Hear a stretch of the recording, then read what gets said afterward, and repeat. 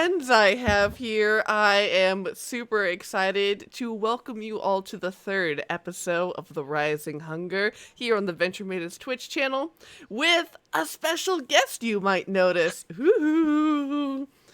And yeah, so to lead you all in here, there's a brief content warning where this is a horror stream. We delve into the themes of gothic horror, of prolonged hunger, of cannibalism, of the trading and selling of people for consumption. And you know what? That's awful, but we're here to fight the bad guys. But if you don't want to listen to that today, I understand. This probably isn't the stream for you. With all that set aside, thank you, Kobold Press, for sponsoring this season here of The Rising Hunger. Very, very excited. I love being able to give away some super cool goodies. Next week, we will be giving away a VTT pack for Roll20 so that you can get all those beautiful maps with dynamic lighting and everything for your campaign so you can torture all of your friends. And yes, with that, I am your storyteller this evening, Sage. And I am the Willy Boo at the Willy Boo, fun posting online and having a good time. And for this evening, I shall bring for you one LuVon Chromarak, once a Dampier, now a rather tall Leonin fellow. Long story. But just know that this lion man on the darker side, so to speak, with a nice dark bluish sort of hair and long teeth ready to eat, is a monk ready to get some revenge on some vampires. And we'll take it from there. Hi, I'm Riana. I'm DIY Ferret on like everything. And tonight I'll be playing Six Killer, who is a very tall 7 foot Kenku. And she is she's a Kenku. You see a Kenku, you know what a Kenku is. Big raven crow-like person. But she is a paladin of Orogalon, who is one of the gods of death. And I love her. So hope you guys will love her too. Hi, I'm Matt. You can find me on Twitter at KintaroTPC. Tonight, I'll be playing Valka, the Shadar-kai witch. For those that are not fully aware of what a Shadar-kai is, it's basically a elf that is the edgiest of lords. It's the direct opposite of the Eladrin. And Valka, being from the Shadowfell, like many other Shadar-kai, is fully monochromatic, which is why I'm currently fully monochromatic. All of his spells, effects, and everything in his life is also fully monochromatic. And he's going to get to the bottom of this whole spiel thing that I just can't say, because he likes to play himself up as a detective. My name is Jen Vaughn at the Jenya on Twitter and Instagram. I am playing Marrowmorn, a large, lavender, lovely orc bard shade. So lots going on. She is a member of the College of Spirits. So along with being a mortician and owning a funeral home, she also speaks to the dead a lot and occasionally sings their songs on her many bone instruments. The beginning of Rising Hunger, she actually found herself over her own body. So and has been slowly learning some of the new things about it. Occasionally phasing out around the edges after a lot of damage has been taken.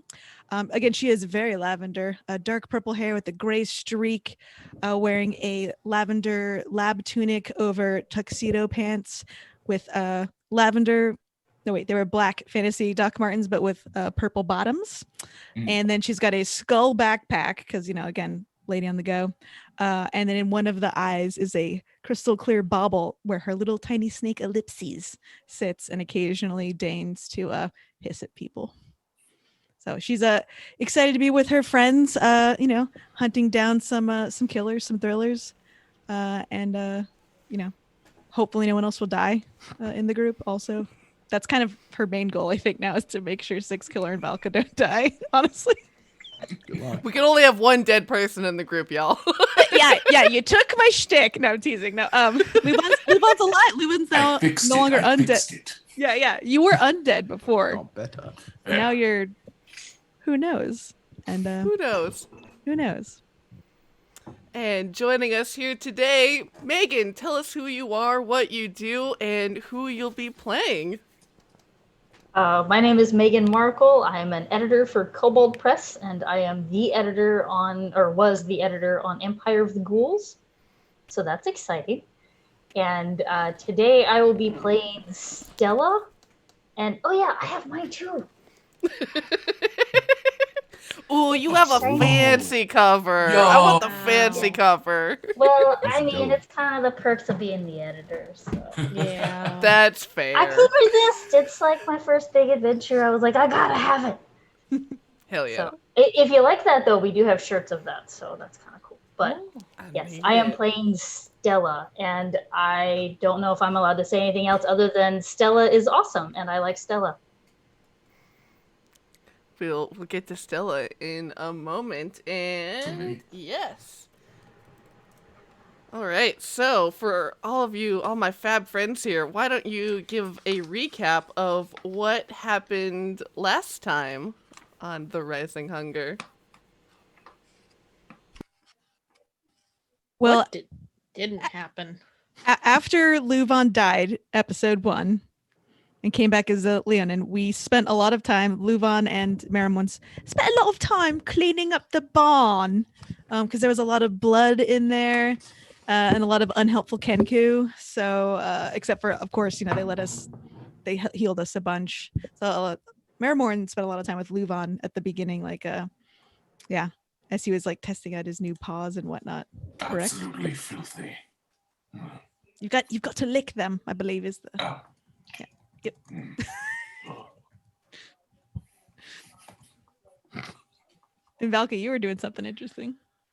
Oh yeah, I did a couple of things. I tried to trade a broken pocket watch to a vampire in exchange for 24 hours to let us not be dying. And then later I went and needed a shoe. One shoe. That's all I need. And we got it.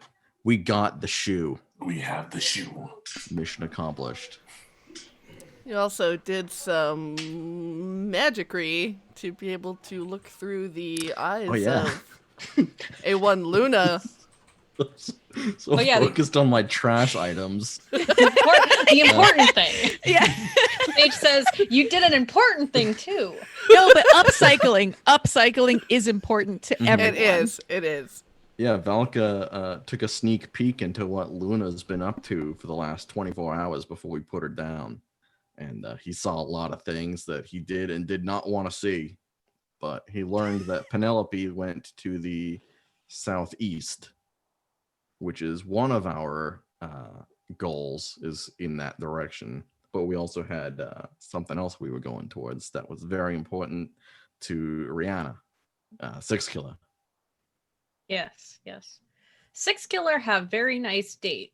Finish rest of date. Very nice. Hitchcock nice. Family nice. We'll think. But Six Killer we all had prophetic dreams last season, and hers had to do with the Sisters of Sorrow, correct? With the Spear Maidens of Hope. Well, I other- got that completely wrong. The other Sorry. franchise. The Yeah. Sisters of Sorrow is in a No, that's something Totally else. totally different IP. Yep. Why did I think of that? Ladies, fate, it's a common theme. It's one of those archetypes. We are going Man. on a kind of maiden venture, so Yeah, we are doing a little bit of maidens. Yeah, we've got to find a ship so we can go help the Spear Maidens. And Yeah. then we can hopefully get a few of them to help us with our future. Yes, because we're trying to build an army. That's basically what last episode came to. We talked to the people in the bar. Yes, yeah, the Revolutionaries. yeah. the Order of the Ebon Star. So you all had consulted with them after concluding your dinner with Hitchcock's family, and you had learned quite a bit from them. The General Hestia had informed you all that she was one of the highest-ranking generals in the Imperial Army, and her and her band had been responsible for capturing this capital in the neighboring kingdom to the east, the capital Grimstad of Ogrimmar. And her and her band were stranded there, holding it down for quite a few months until eventually reinforcements came, and she got basically no reward and was quite pissed about it. And not only did she not get any reward, no promotion, the king and the rest of the aristocracy have been getting fat. Meanwhile, thousands of other civilians, people who are living in the Ghoul Empire, are starving. And she thought, that's not right. This is not how this should be. And so she and her band defected from the Ghoul Empire and have now sworn their allegiance to the Queen Sarastra, the goddess of night and magic. And due to this allegiance, by accepting this blessing and taking up this mantle, she is able to walk around in sunlight, which normally Darkwool are not able to. And she is relieved of the pervasive stench that... Oh, wait. Oh, no! Internet things. Are we good? Yeah. Okay. Well, now you're back. And so yeah, relieved of her sun. So all of them who are part of the Order of the Ebon Star are relieved of their sunlight sensitivity, and of this pervasive stench that normally Darkwool have, that from being these decrepit undead creations. And so yes, they had also told you that in 6 months' time there's to be an unholy union between a priestess of the goddess Morena and of the hunger god Vardsane, who is the sort of main god worshipped by the Darkwool, and this would lead to just untold consequences, and that it should be stopped by all accounts. I'm sorry, you said 6 months? Yes. Okay, sorry, I wrote down 3, so okay. All right, but yeah. Spear Maidens, then stop that wedding. Stop that wedding. Stop that wedding. When it is due that there will be a complete solar eclipse. And so, with that information, you all eventually left and recovered something of Marrowmorn's. Hello, body. Haha. You're I mean, yeah, it's yeah. So Marrowmorn is now like walking around with herself slung over her own shoulders, patting her own butt. It's pretty good, right? Like do a lot of standing, a lot of bending from the waist. Look at those gams. Yeah. I do a lot of wall sits. Thank you for noticing. What? No one's beating my eyes. Should we have burned this too? You're very casual about this. Are you all right? Six Killer, you understand, right? Like, we deal with death all the time, right? If you can't have a gallows sense of humor, you cannot. But it's you. But I'm still here, so I guess I'd be more upset if I was, like, stuck somewhere, not corporeal. Maybe? Maybe. Six Killer think good to be cavalier about own death. Yes. Six Killer also think maybe should have burned body. Probably, right? Yeah, but we burned bodies for a really good reason. Well, Yes. maybe we could put mine with LuVon's, and they could. Can Marrowmorn not enter body? Not use body again? Not how work? I don't know. Should we get somewhere a little bit safer than underground and then try it? Perhaps. Yes. Your body. Your body, your choice. My choice, yes. Yeah, I love it. I remember that pamphlet too. All right, so you all can head back. Would you all like to head back to Hitchcock's house where you are promised some nice accommodations, or where would you all like to head to? personally, I don't think we should be bringing another body back over there after they did everything. That's more of like a third date thing for you and Hitchcock, right? Yeah. Mhm. You What's might think you're just closest? using him for, you know, For access. for his parents, yeah. Storage True. space. Which, I mean, who hasn't dated someone for like access to their parents? Like, let's be real. There's plenty of people I meet where I'm like, I just want to hang out with your mom. Let's be real. We could go back to Luna Star Graveside Services and more, where we slept the other night. It's true. Plenty of beds and coffins to sleep in there. Yes, yes. On hallowed ground? Yes. Sage, actually, Or- is it up? I assume it is, right? She performs a lot of services there. Are you so capitalistic that you just Skimping on. That's definitely, yeah. It would definitely make sense to be able to reach out to like other local religions and commission a priest to hollow the ground. Yeah. She definitely hollows it, but she probably makes people pay extra if they ask for it. So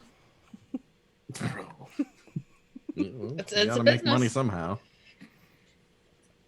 Right. So yes, you can all head back to Lunar Star Graveside Services more and remind us what does your funeral home look like? It's been a minute since we've been there.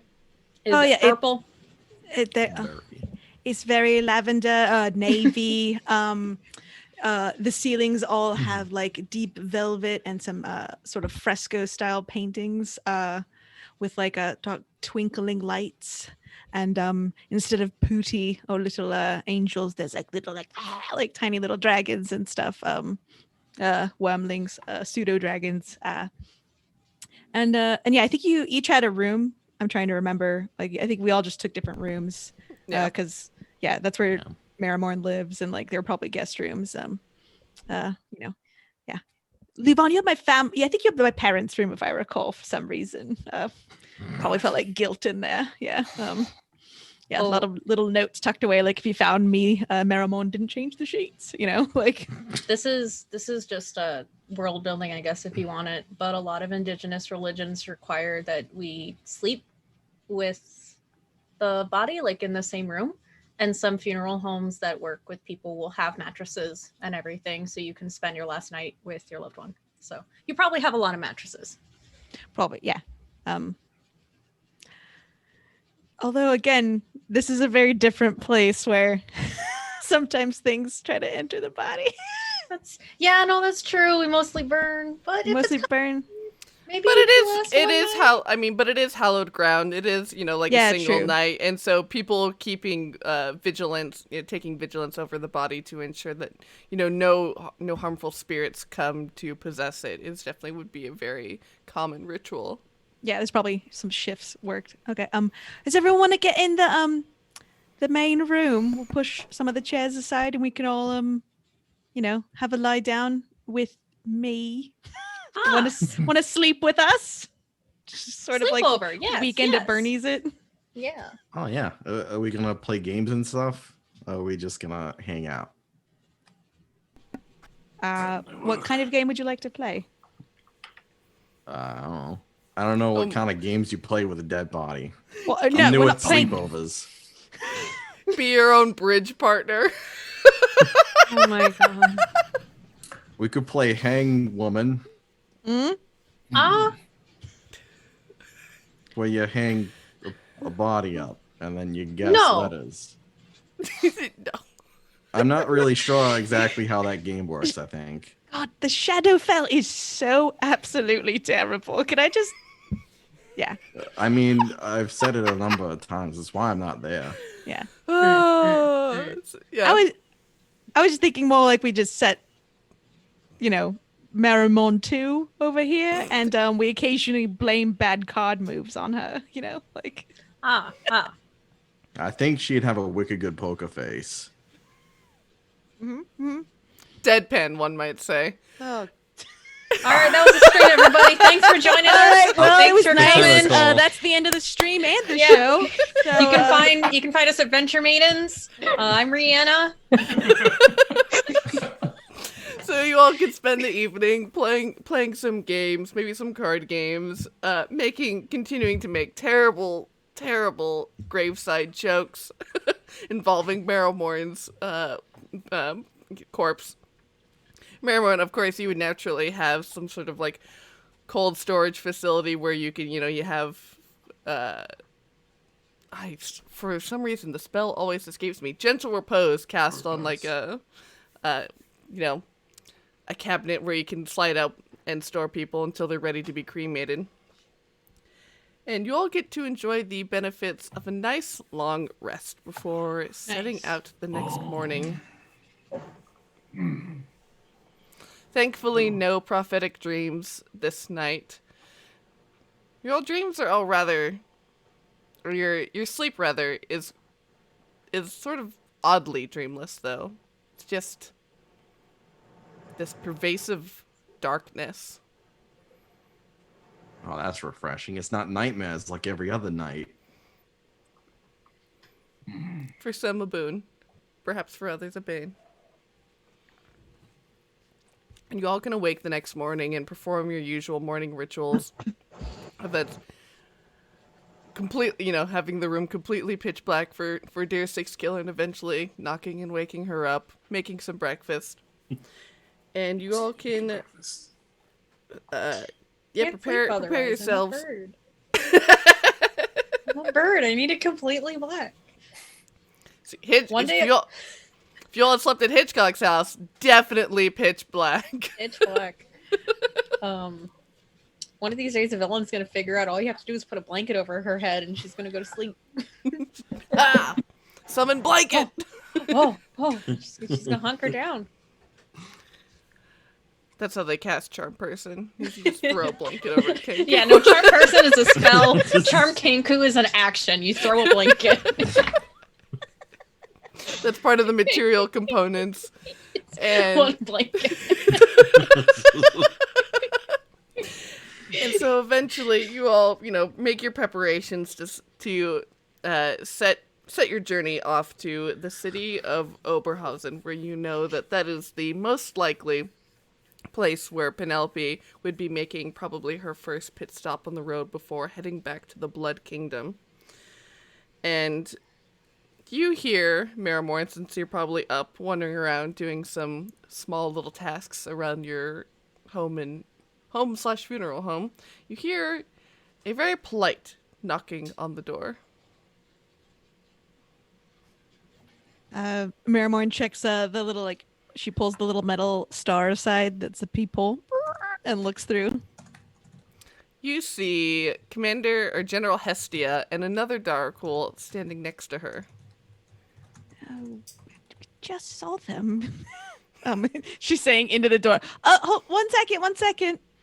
And Marrowmorn sort of makes a big fuss of unlocking the door and pretending there's a lot of locks. One moment. And sort of trying to see if anyone else is awake, just in Yeah, LuVon's awake, just what? So. Yeah, she opens up the door. Hello, Hestia. Come in. And here you see Commander Hestia, who is this also very, very tall orc woman who is probably about 7'6" and has this sort of mottled dark bluish skin. And standing next to her is... That's me. Okay. All right. It's Stella, yes. So Stella's not nearly the 7'6". She's probably navel height to Hestia. She's relatively small individual. She looks mostly human, just a little bit of the bluish gray skin of the Darakul. And she's in relatively plain clothes, and she's got a big blacksmith smock and a tool belt that's full of hammers and wrenches and tongs and little metal puncturing things and all kinds of fun little tools like that. And she looks like she probably just got dragged out of a forge. She was mid-work, so she got soot on her face and on her hands, and she looks kind of grumbly about it. And Hestia says to Marrowmorn, "Forgive the intrusion, but since I figured you all would be setting off today for Grimstad to rescue these Spear Maidens and recover the holy robes. That you might enjoy someone who knows the Darkhold way. Someone that I could send with you who would be, well, quite frankly, help you pass as you are striding through undead territory. Someone who would be an expert. No, that's absolutely. Yeah, please come in. Marrowmorn, good to meet you. She puts a hand out to Stella. Stella like puts her hand out and then realizes it's like covered in like soot.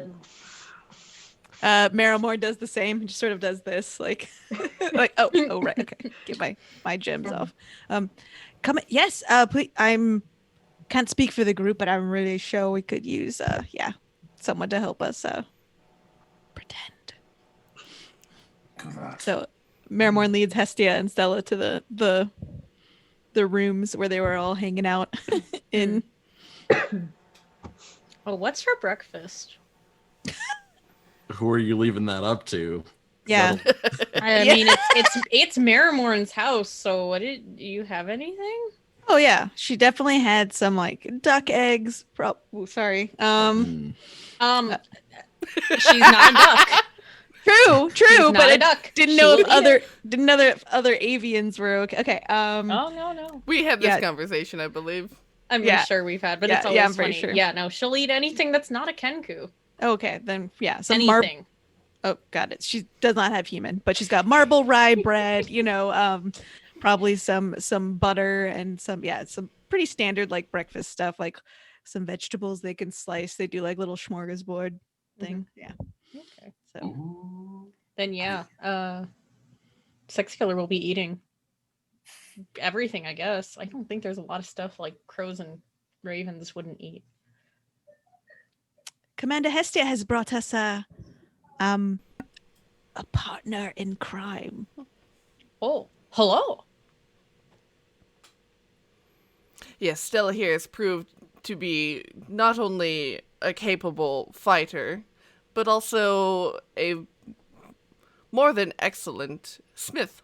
So should you all need any repairs on your equipment, or I'm sure she will be more than happy to oblige. I must get started on my reconnaissance missions for today and sending out orders, so if you all will excuse me, and she'll sort of bow out and duck Would you like a cup of coffee to go? You want quite egg? Fine. We do not require sustenance, egg? but I do Oh, appreciate it. Yeah, I mean, yes. if you wanted to pretend to, that's fine. Yeah. Sex Killer forget. Many sorrows. Marrowmorn puts down the like Lunar Star graveside services and more branded coffee cups to the side. Just trying to get some branding out there in the world. my Free PR. Yeah. Valka waves from his position on the floor. He's like sitting crisscross applesauce, carving the sole off of a boot with a knife, and his raven familiar is laying out a tarot card layout, just using its beak to like pull the cards out and like place them. Oh. Well, Stella, thank you for your help. We really appreciate it because we've doled a lot of our equipment, probably. Looking at 6 killer. Happy to do repairs. And is that a normal bird? Doesn't look normal. The raven familiar looks up at you and like places the card down, and when it moves, it doesn't move fluidly like a creature would move in the real world. It looks like a stop motion kind of animation. And the other thing that's weird about this raven familiar is that it has no eyes.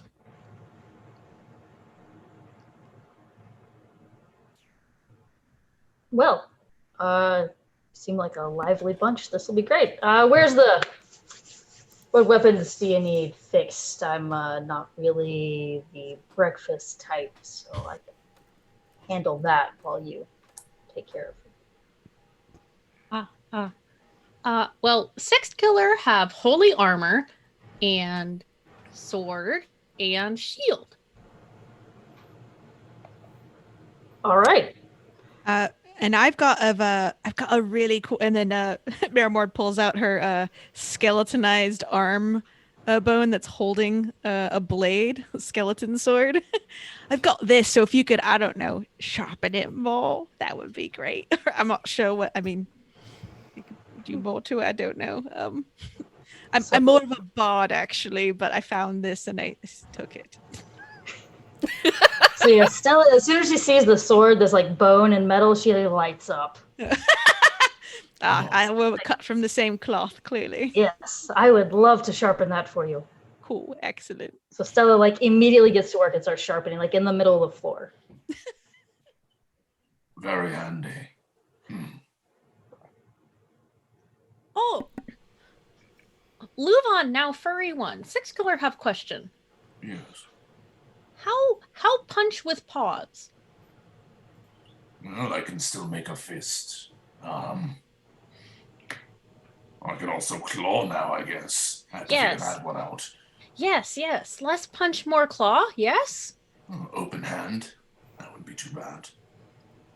I think I need to pick a new subclass at this rate, so it can certainly work out in our favor. Yes. AC go up or down now, lion. Wave the open claw.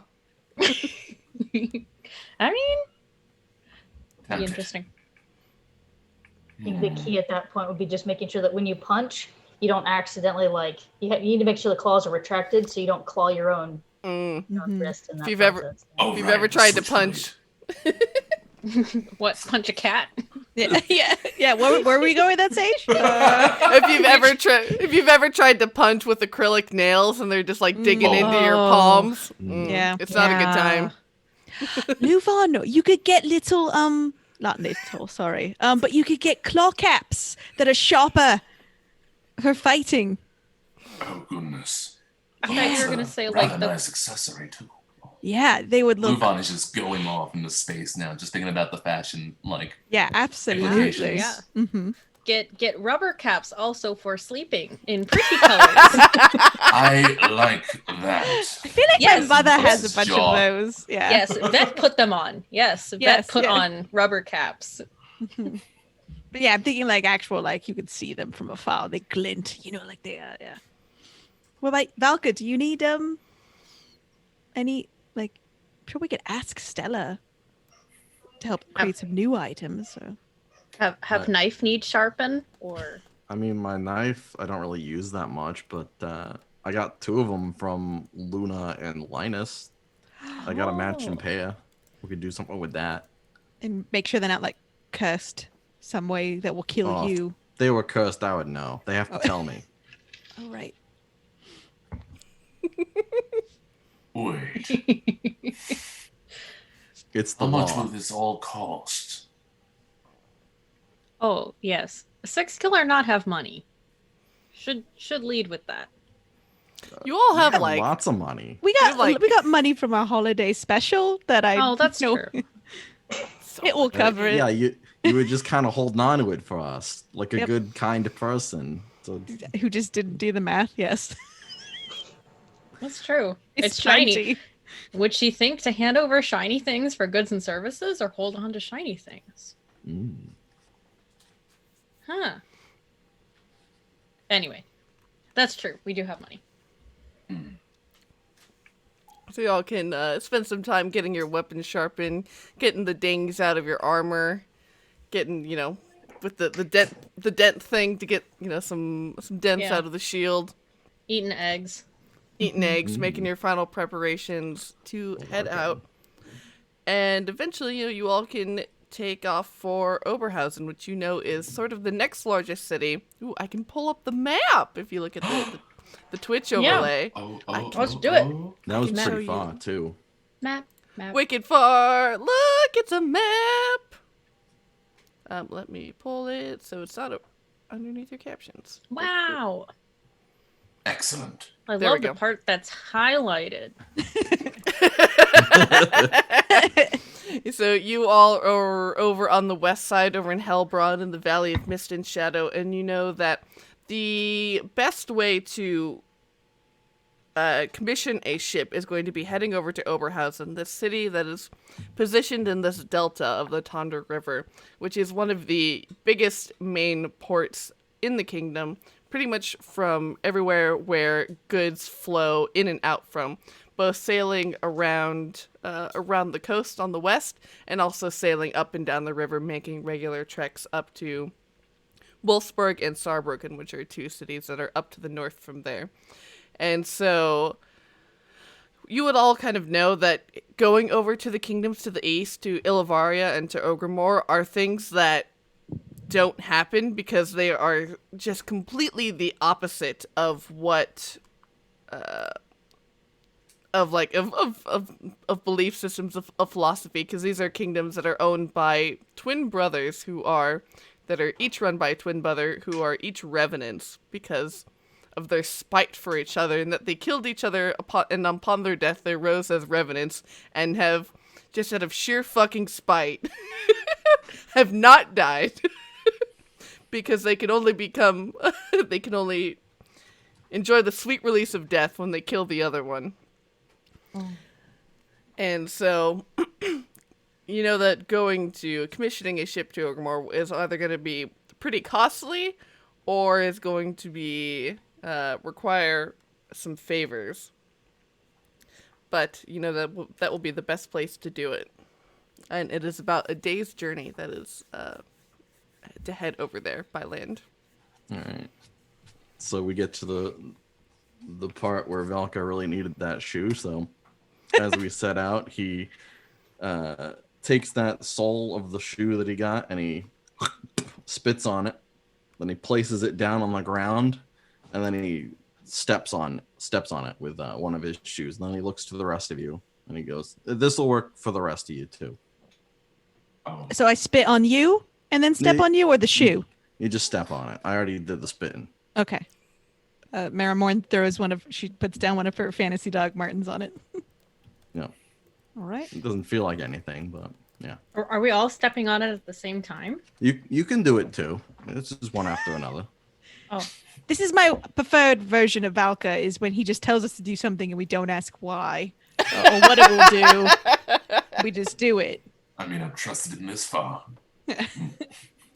I mean, Stella, come on! It's a Yeah. I Stepping on was shoe. told to repair armor and be a tour guide, so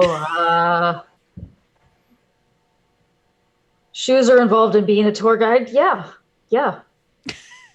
Stella will step on it. Mm-hmm. And everyone steps on it. Yep, here comes a furry little foot. Yeah, We have Very two good. furries in the group now. It's pretty great. I mean, I'm a feathery, but Yeah. still. Yeah, so this is a curio of travel. When traveling for more than 4 hours, your pace quickens without any negative effects, and you're able to find the most unlikely of shortcuts. You and up to 5 companions are able to travel an additional 10 miles a day.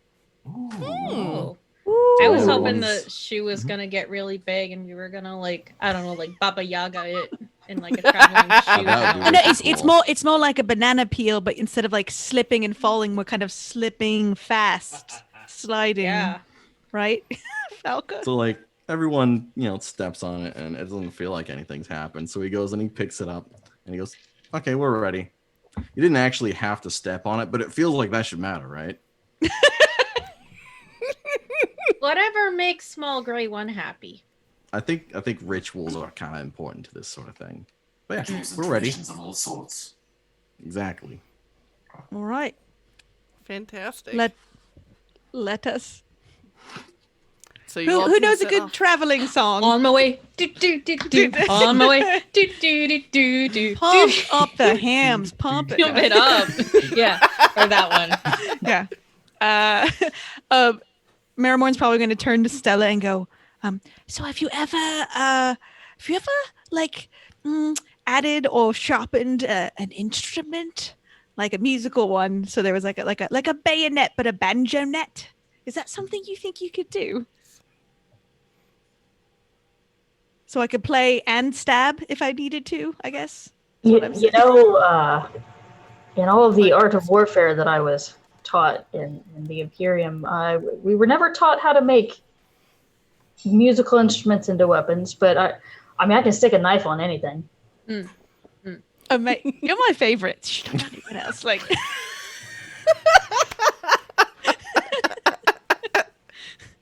I can stick a knife on anything. I want a t-shirt that says that. That's a new tattoo.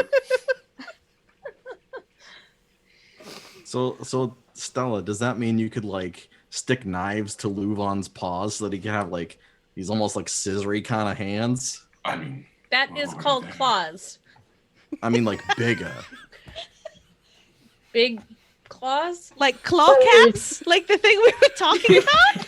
Yeah, like that. Like when I Pain wasn't paying threshold attention. wasn't a thing. Yes, I could replace each of his fingers with it, but I don't think he would enjoy that. What about like Call something that would be him- like Call him LuVon Knife Hands or many like scissors? Scissor hands? scissors would be wicked cool too. Ah. LuVon, you don't have to do any of this. I feel like would you know that, operate right? Scissors on each of your fingers. No, you are scissors? Scissors or knives? Guys, they were just like straight knives, right? But they called them scissor what hands? if they were knives, but when you put your hands together, they can scissor? Marrowmorn looks around and thinks, surely we're there already. It feels like it's been forever. Oh no, we still have 12 hours of this. Are we? So Stella, I you stick knives on anything. You stick knives in anything? Getting close to it. Oh no, that's why I have the hammer. Oh. She Oh. holds up her blacksmith hammer. That's good. Versatile. Does that hammer have a story? Or like, did you take it off of somebody or win it in like a blacksmith battle? smithing. Did you buy it with the money that you've gained from your services? My predecessor was killed in the line of combat, and they decided to gift me with eternal life, and I inherited all of his belongings. Oh my god! Ah. So That's certainly a way to go about it. yeah, that's a real big story. Oh my god! Stella, what favorite color? Yeah.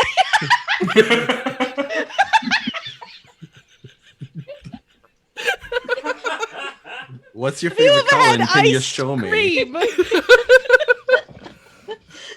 Good icebreaker. Good icebreaker. You start with the easy ones.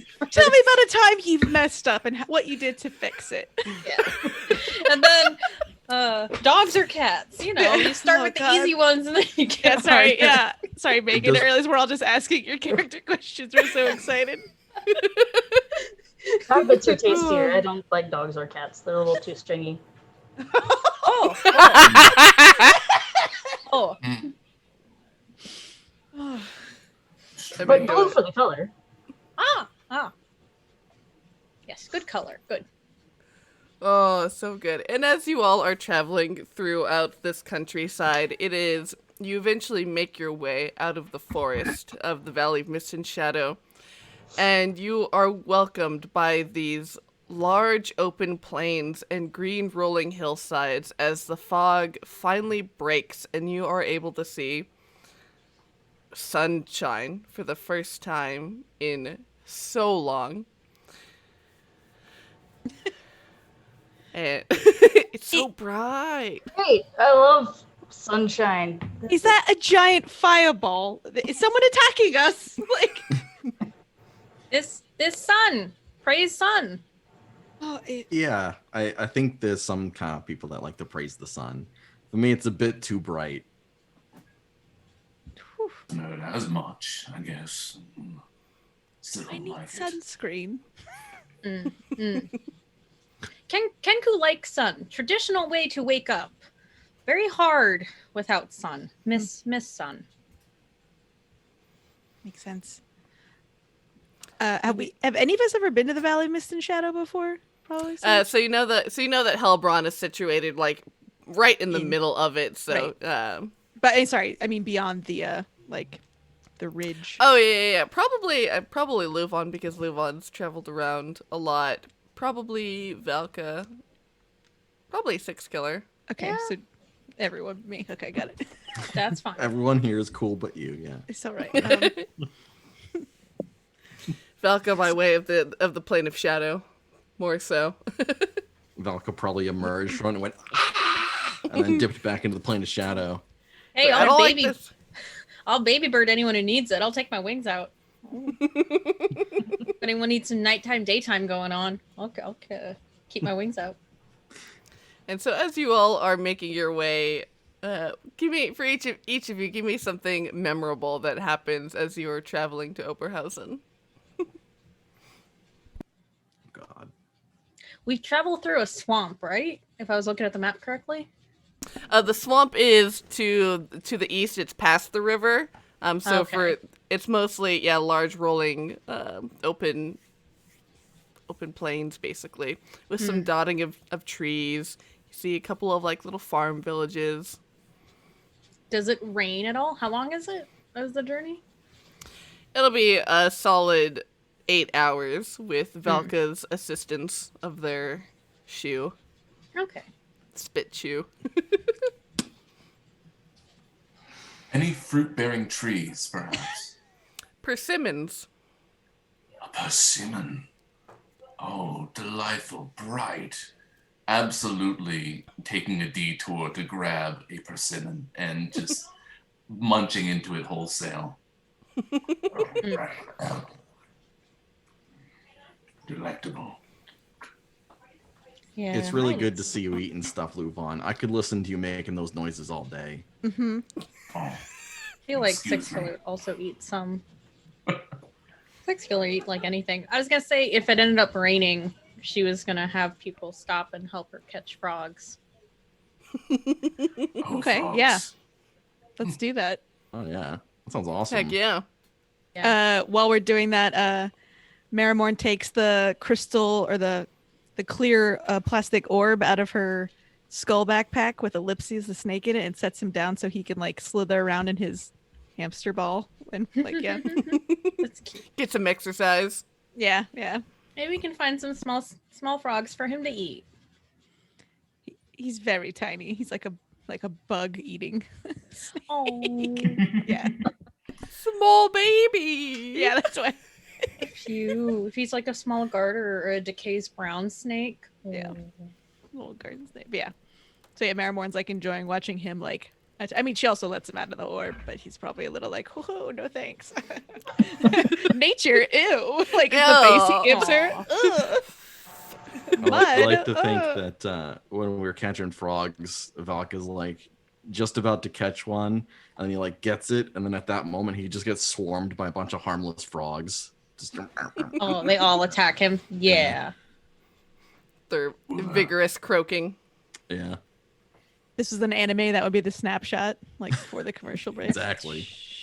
Yeah. Fantastic. And eventually you all are greeted by another bank of fog as it closes towards early evening. And you see that the city of Oberhausen begins to not exactly come into view, as it is completely obscured by this low mist that has coalesced up from the sea and is sort of sheltering this large city. And the first thing that you see is a wooden ramp that leads up to almost like a pier-like structure. And you see that where the river sort of winds down to the south, and it breaks off into thousands of snaking tributaries that reach down into the ocean, and it creates this sort of marshy land. And you see that the city is built entirely on stilts. And underneath of these this sort of almost boardwalk, but to this massive extreme, are these small boats that carry passengers underneath the city to and from these different little ladders where people can climb up and head to where they need to go. And the sort of ramp leads you up into it's almost a mile long before it suddenly takes a sharp left and leads you towards the beginning of the city, completely made with wood, as there's this thunderous creaking that greets you. It's like waterlogged wood, right? Because we're on the ocean. Okay. Like Just covered in making barnacles. Yeah, and This there's is like gorgeous. the smell of salt on the air and you see these crystals that subtly rhyme the southern end of everything as like the sea breeze carries salt from the ocean. I love me a good salt swamp. God, yeah, this is. If I was getting married to a vampire queen or a ghoul empire, this is where I would want to do a honeymoon. Like, it's gorgeous. Shall we go up the ramps? Yeah. Let's do it. Or do Yeah, we need to let's- hail a fairy first? Stella's gonna like cautiously test it. Be like, it doesn't look like the sturdiest carpentry, but all right.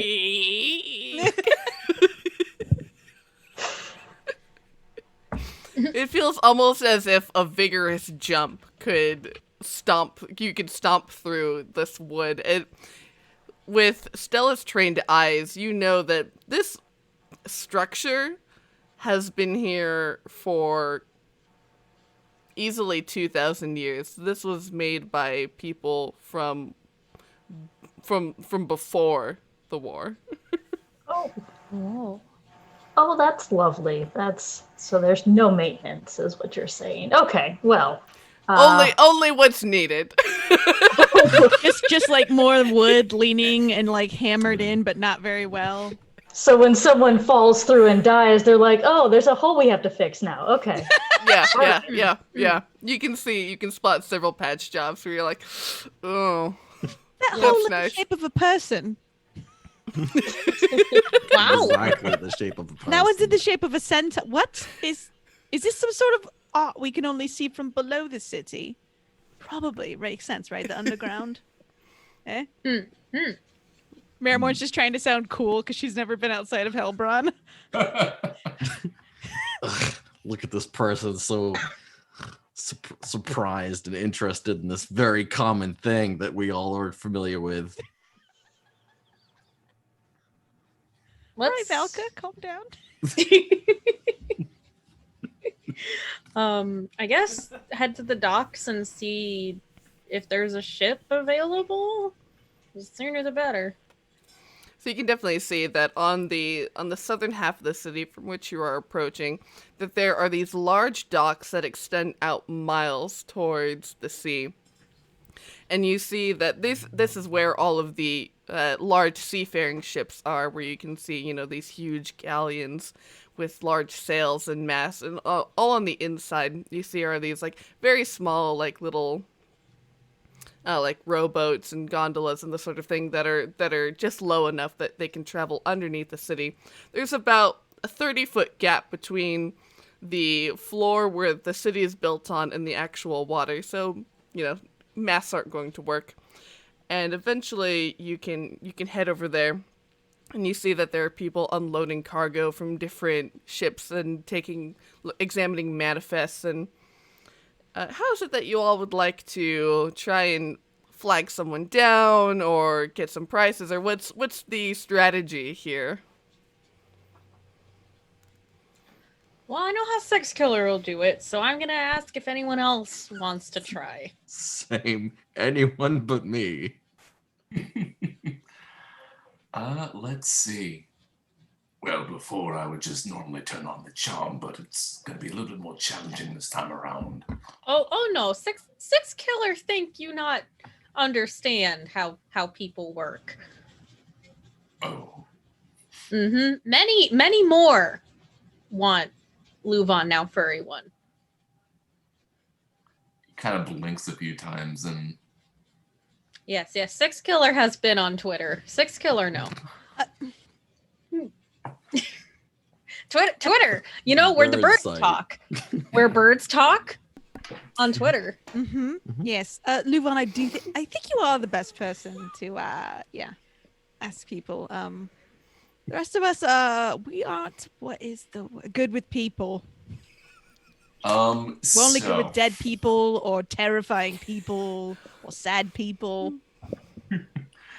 LuVon adjusts his linens that are wrapped around his body and does a quick survey to look at if there are any more civilian sort of peers where they are taking on extra passengers, or something more of a smaller set that we can absolutely persuade them over instead of someone who's more industrial, if you were. Maybe even on the younger side. Yeah, no, you want to go for like younger, probably male. Bearded. Got Goes down to the neck. Yeah, they've got a shirt unbuttoned like halfway. Yeah. Billing I'm just trying to. Certain color bandana in the back pocket. Yeah, no, you're looking for a certain bandana. All right, that's fair. I've So played a yeah, lot of that's what Final- I'm looking for. I would love for you to make a charisma-based investigation roll. Hello. Just saying, guys, there's a male lion class in Final Fantasy Online, and I know exactly who plays it. And just saying. You already know like that answer. 12. All right. So as you're looking around, trying to get a read on people about who's maybe coming, who's going, who's looking for jobs, and eventually you do see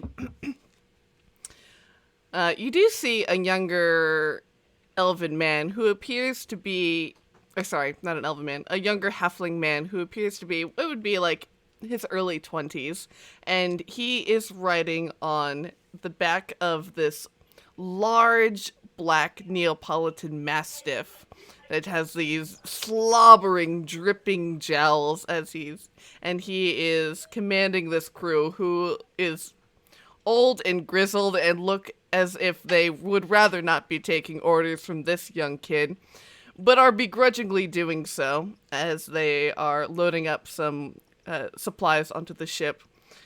He definitely catches your eye. All right, good approach. Absolutely going in there and saying hello to the dog first things first. You get big tongue lick across your hand. So much drool splashes on your linens. Absolutely a fine fellow there, of course. Still just counting, even though he doesn't have that ability anymore.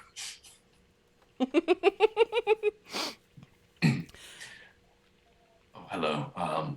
What's his name? Oh, this is Shiloh. He's a real good Shiloh. lad. And he's gonna pat his head. Scottish elf. What a beautiful child here. Marrowmorn turns to the other wrestler, but I could have talked to the dog. Could you have, though? Yes. I've never seen you talk to dogs. It is an odd approach. That is true. I mean, pardon me, I was just so taken aback by Shiloh. My name is LuVon. What is yours? Oh, the name's Sigurd. Sigurd. Oh, that's a fine name there, sir. So, myself and my companions, we're looking to charter a boat. Would you be able to help us in that regard, perhaps? Oh, certainly. We've just finished our last job and we're looking to pick up another. Where is it that you're looking on heading? And immediately kind of like motions over the rest of the crew. Just For clunk this one. along. Let's do it. Oh, what a colorful bunch y'all are. Hey, Polite. In the back a little bit, just in the shadow of one of the much taller people nearby. Hell yeah, I'm 7 feet tall. You can hide behind me all you want.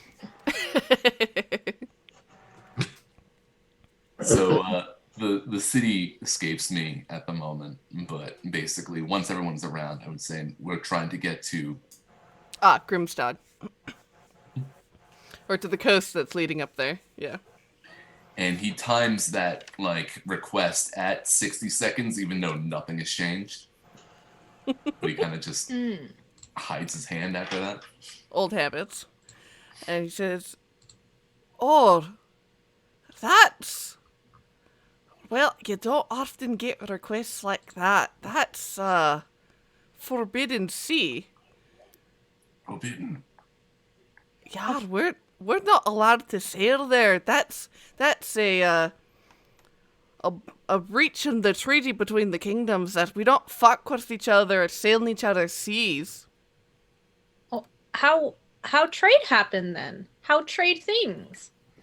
Oh, we don't trade with those kingdoms. You see, we try to use ethically sourced labor, but they all use undead to harvest their goods as their sort of means of production. And you know, that doesn't quite sit right with most of the living. Imaginably. Yeah, well, how close can you get, I guess, also, while we're here? Well, I mean, forgive me asking, but why is it that you're looking to go there? The Six Killer have vision from God. Marrowmorn, like, Sightseeing. closes her eyes and just goes, "Wait, really? Sightseeing. Marrowmorn's just like, we have to save a friend." Who is sightseeing from God? What god? Arogalon. You don't say. What was it that you saw? Six Killer explains it very well. How the Maidens of Hope? Spear Maidens of Hope. Spear Maidens of Hope. I knew there was a spear in there. Spear Maidens of Hope, and how they're stuck in a castle and we need to save them because it is important to Six Killer's religion. I just want to say it's important that I am on a visible live stream so you can see how many people are bad at Dungeons and Dragons and still play it. So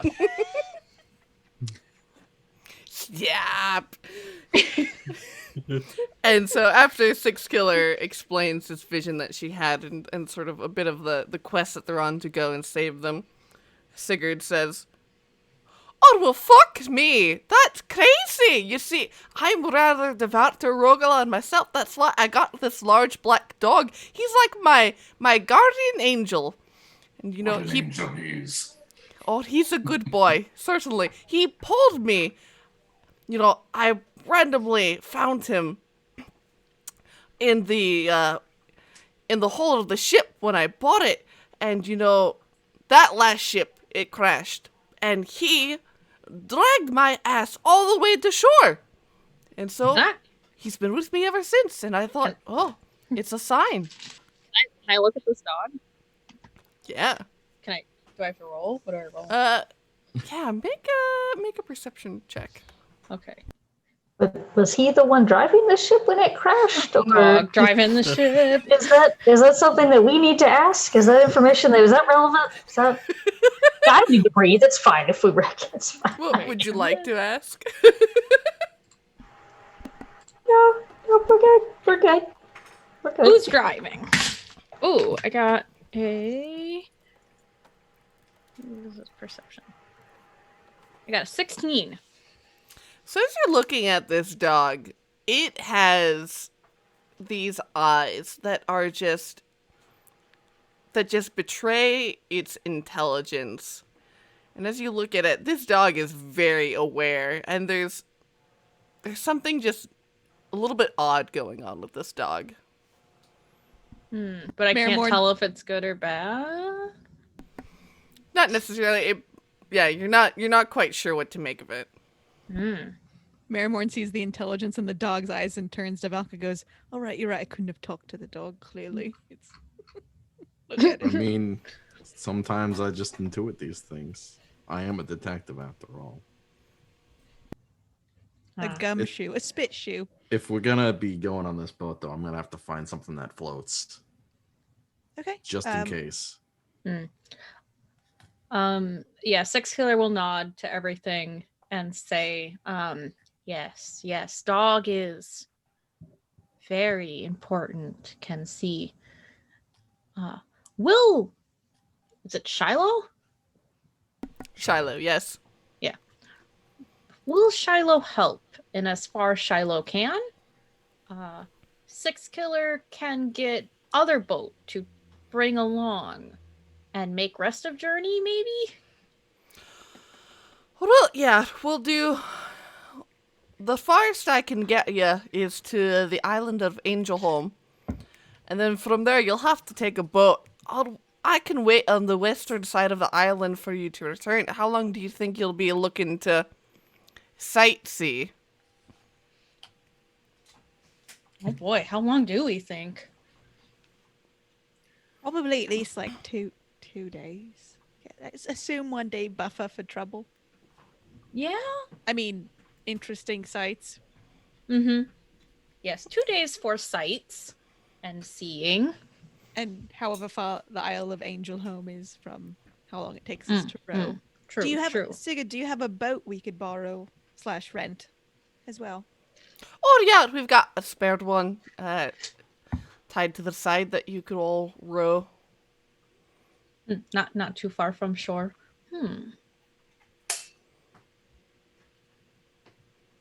What's your price? And can you go now? I thought you were gonna ask, and can you go lower? That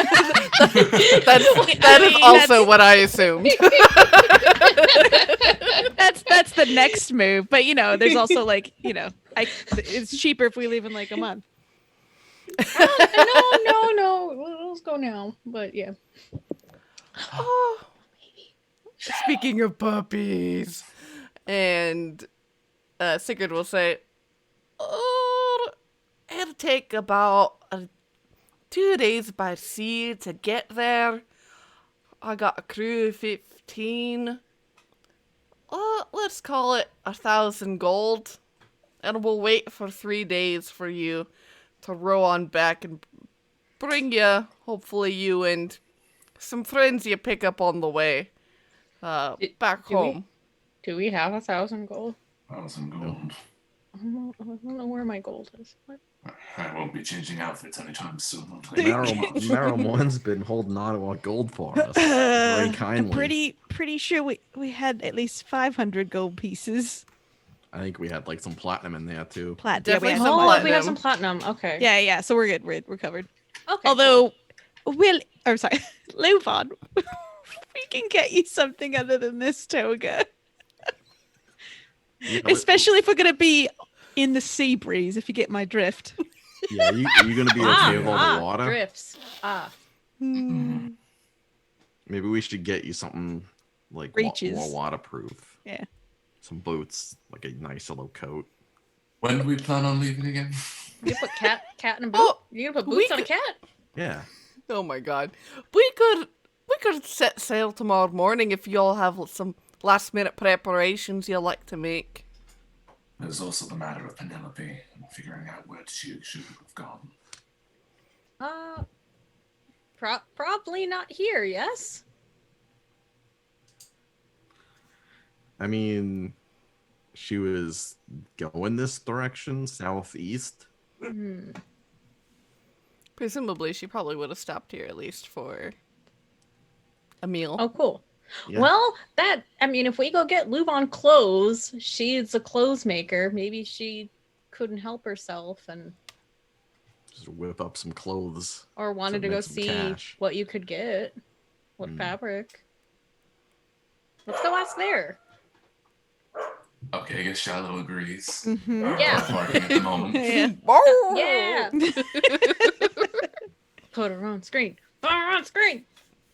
Go grab her. She's in the other side of the door. Aw. But all right, we do have time to look around, as it were. As long as we have enough to charter this trek of our journey, I wouldn't mind looking into some clothing options as well. It might have to be off the rack or off the model, but yeah, we could get you some clothes. Well, maybe Stella could add some knives to it. Yes. Yes. Like Yes. instead of beading or fringe, it's just a bunch of knives. Ah. I You love have to this journey stand for you. everywhere. Like a lethal wind chime. I feel like there's gotta be an Alexander McQueen collection that has it. Like, we gotta look into it. There's gotta be something. Brilliant. Well, blacksmiths are also proficient in making nails as well. So if you need smaller, with more of them, Hmm. I'm imagining you don't want to cut yourself every time you move. So nails might be a better option than knives. You know how stilettos are, it's literally a knife and then they named the shoe after the knife? Can we make the stilettos with stilettos? Make knife shoes? You could wear Or- that, LuVon. Oh, That would not Not work on well this in a one? wooden. No, I'm like, no. I've seen Final Fantasy with the bunny girls. They have the like heel here. They do this. I'm Support. certainly not used to wearing heels. I might need to start off with maybe a 3-inch first. And Oh, work oh, my way I'm up sorry, to a full stiletto. LuVon needs to start with a kitten heel. Right. Thank you, Well, everybody. the show's over. Thank you, everybody, for coming out. See you next week. Roll credits. Feast away. Ah, yes, I also got that joke. Quality pun. Quality wordplay. Oh god. right. And Valka, we need to find you something that floats. So probably Oh, not yeah. like a 2,000-year-old piece of plywood that perhaps I just ripped off this deck. We could just find me the cheapest bottle of brandy we can find. Okay. Floating? It doesn't float unless you've emptied it.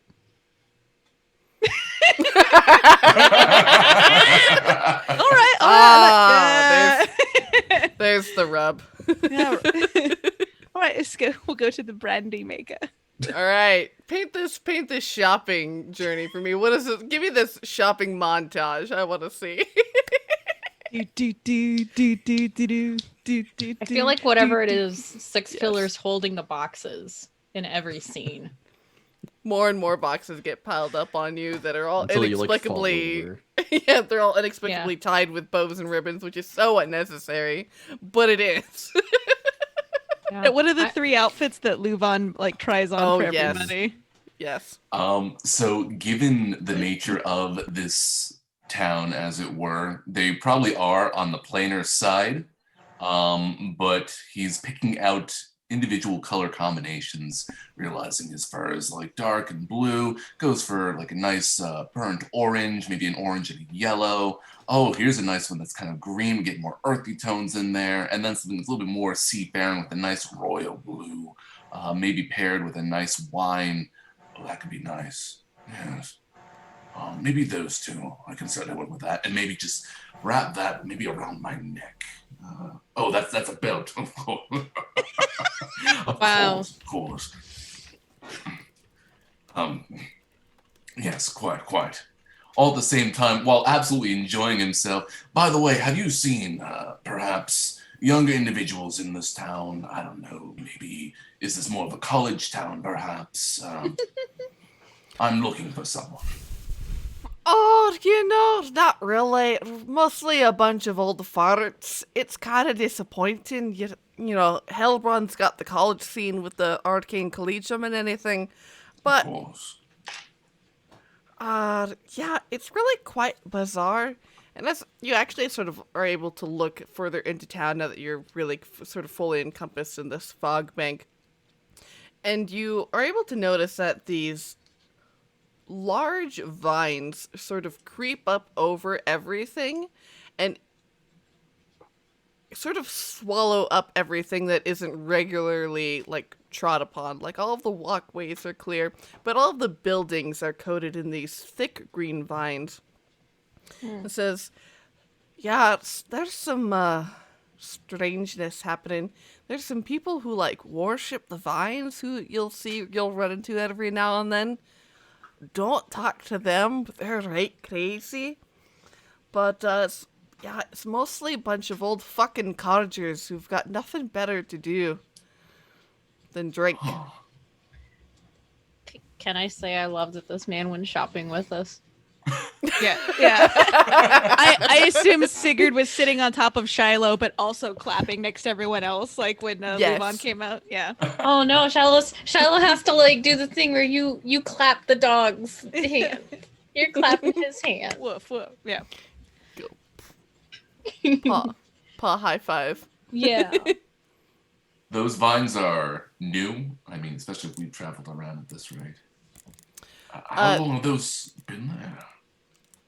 Well, it's kind of an unusual thing. You see, this city was sort of reclaimed about 1,000 years ago. And, all of this foundation was here. You can see where they've kind of like built and expanded upon the sort of main central boardwalk space and the vines were there. But as the population has gotten bigger, as we've expanded this sort of pier, the vines have grown more. And you'll be able to see later tonight, as it gets really fully dark, all of these lights. The city's called the City of Lights because all of these strange lights appear from the water and they float up like fairy fire and they're all sort of rainbow colors and we're not exactly sure where it comes from, but it's just sort of something that happens. No one's ever really questioned it, and I think that's kind of strange. But, I mean,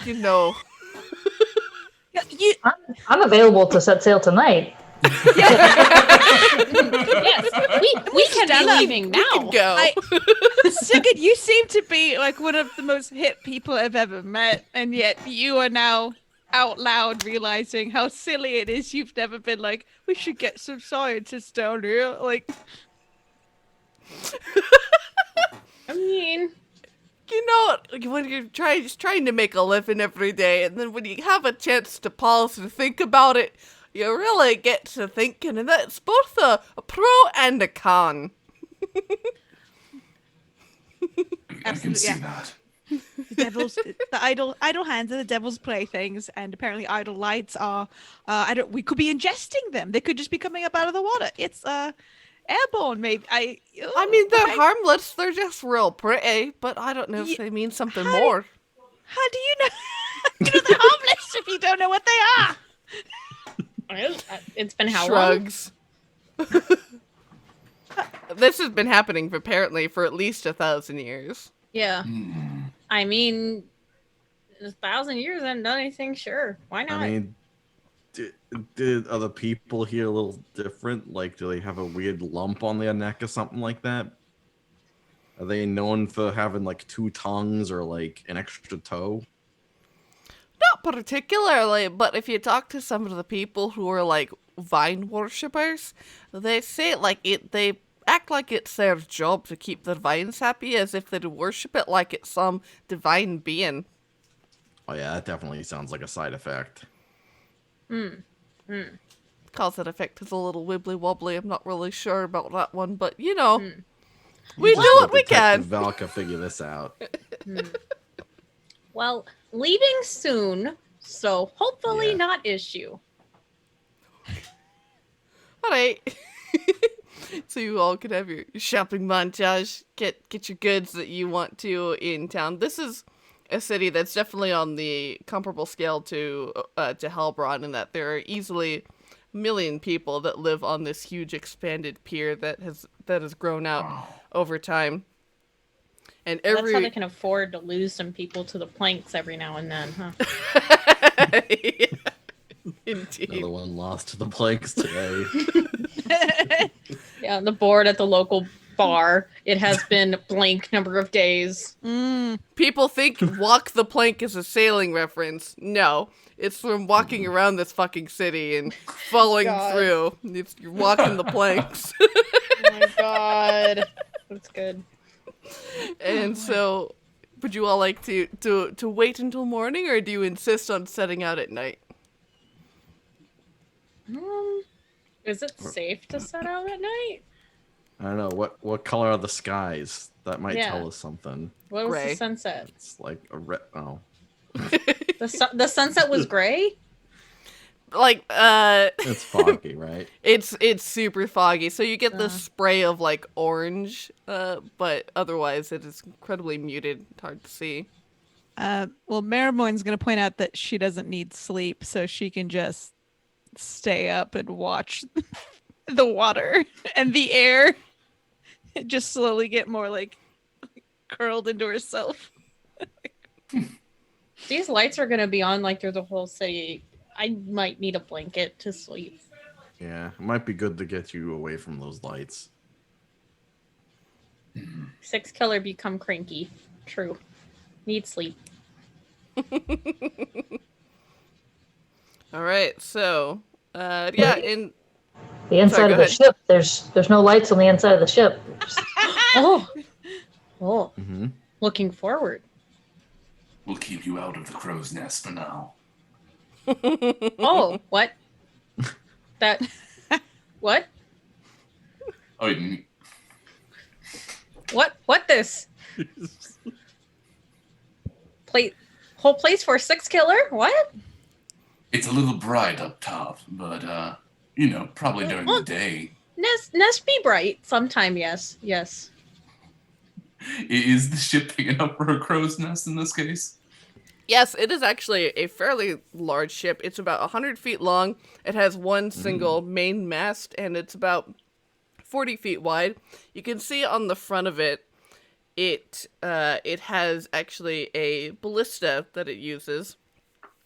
And you can tell that Sigurd will give you the whole tour. There is a lower deck, and then like the cargo deck where all of the main goods and storage things are kept. And then in the lower deck, there's some hammocks and cots and a small kitchen where that they are able to sort of hole up and have quarters. That's rather nice.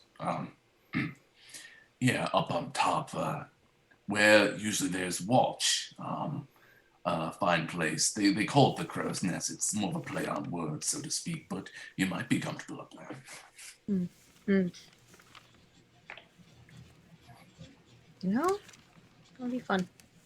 And Sigurd will say that we can set at night if you really want, but that's gonna cost a little extra. Otherwise, we'll set sail in the morning. What condition is the ballista in? Ooh. You can tell it's a little rusty from all of the exposure to constant salt, but it seems it is operational. Okay, all right. Because we could offer to trade some repairs on his ship for setting out a little early. If that'll help sweeten the deal. He will definitely take you up on that. There are definitely some parts that need to be some rigs and everything that need to be repaired, hammered out again. Can you make it like a baton, but it's a ballista? Like you put a knife on it too. like a bayonet. musket. Yeah. I am also like a bayonet. Carpenter. Yeah, like a bayonet. Put a big sword on it. That would be a figurehead. I could put a giant. That would be a lot of metal, but if the captain wants it, I suppose. It's going to weigh down the ship in a weird way, so we tumble over. Tump over into the sea. If I was a bad blacksmith with bad metal, sure. Oh, But no. Well, sorry. I know you've already proved your metal with us. So I can't keep ending the show, guys. I can't. God. Sorry. Stella, give me an intelligence persuasion check, since you'll be like, since you can point out like, you can use some repairs here, or like I could fix that up. You audit them. Yeah. Heck yeah. Roll for audit. All right. So my dice hate me, so that's a 9. Plus. No, that's a total. Oh. That's yeah. I rolled a 4. Oh. Plus my 5. So. Judging by this port, it seems that you're not going to find many other good carpenters or workers in this entire town, so to speak. Can I cast anything? I'm sure Stella is a once in a good while opportunity, if you will. And definitely And Sigurd that might be to eventually. your advantage. Advantage, you say? Yeah, like say you can give with LuVon sweeten some words. This is why you keep the purring cat around. Okay, I've changed d20s. Let's see. All right, that's a 21 total. There we go. Nice! Very cool.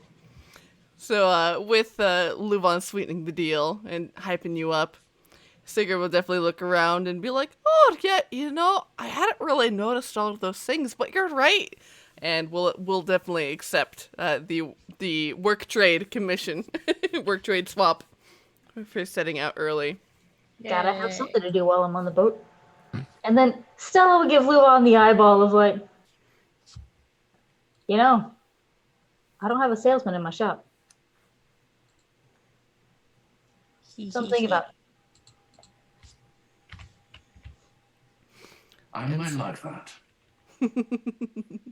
When things get a little bit quieter, so to speak. We'll keep in touch, Stella. I'm sure Hestia will make certain of that. And with that, you all, in a very literal sense, set sail.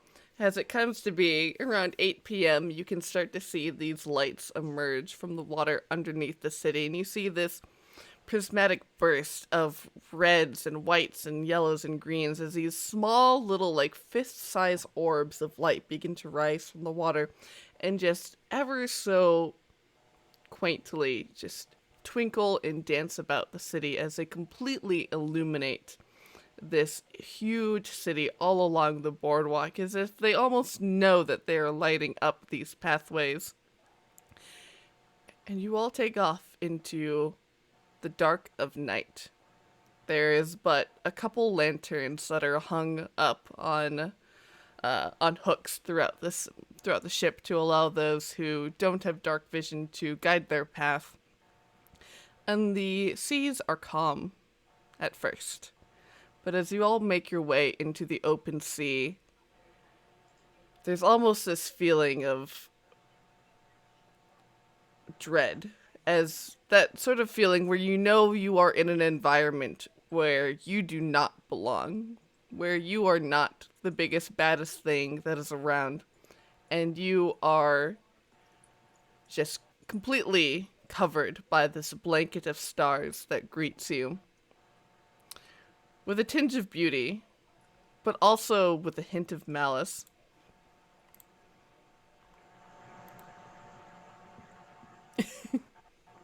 And,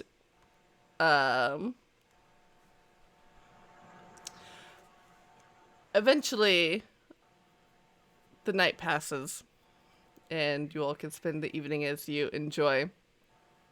Maybe making some repairs on ship, playing some card games. You can chat up the other people who are not currently on rotation, manning the different stations on the ship.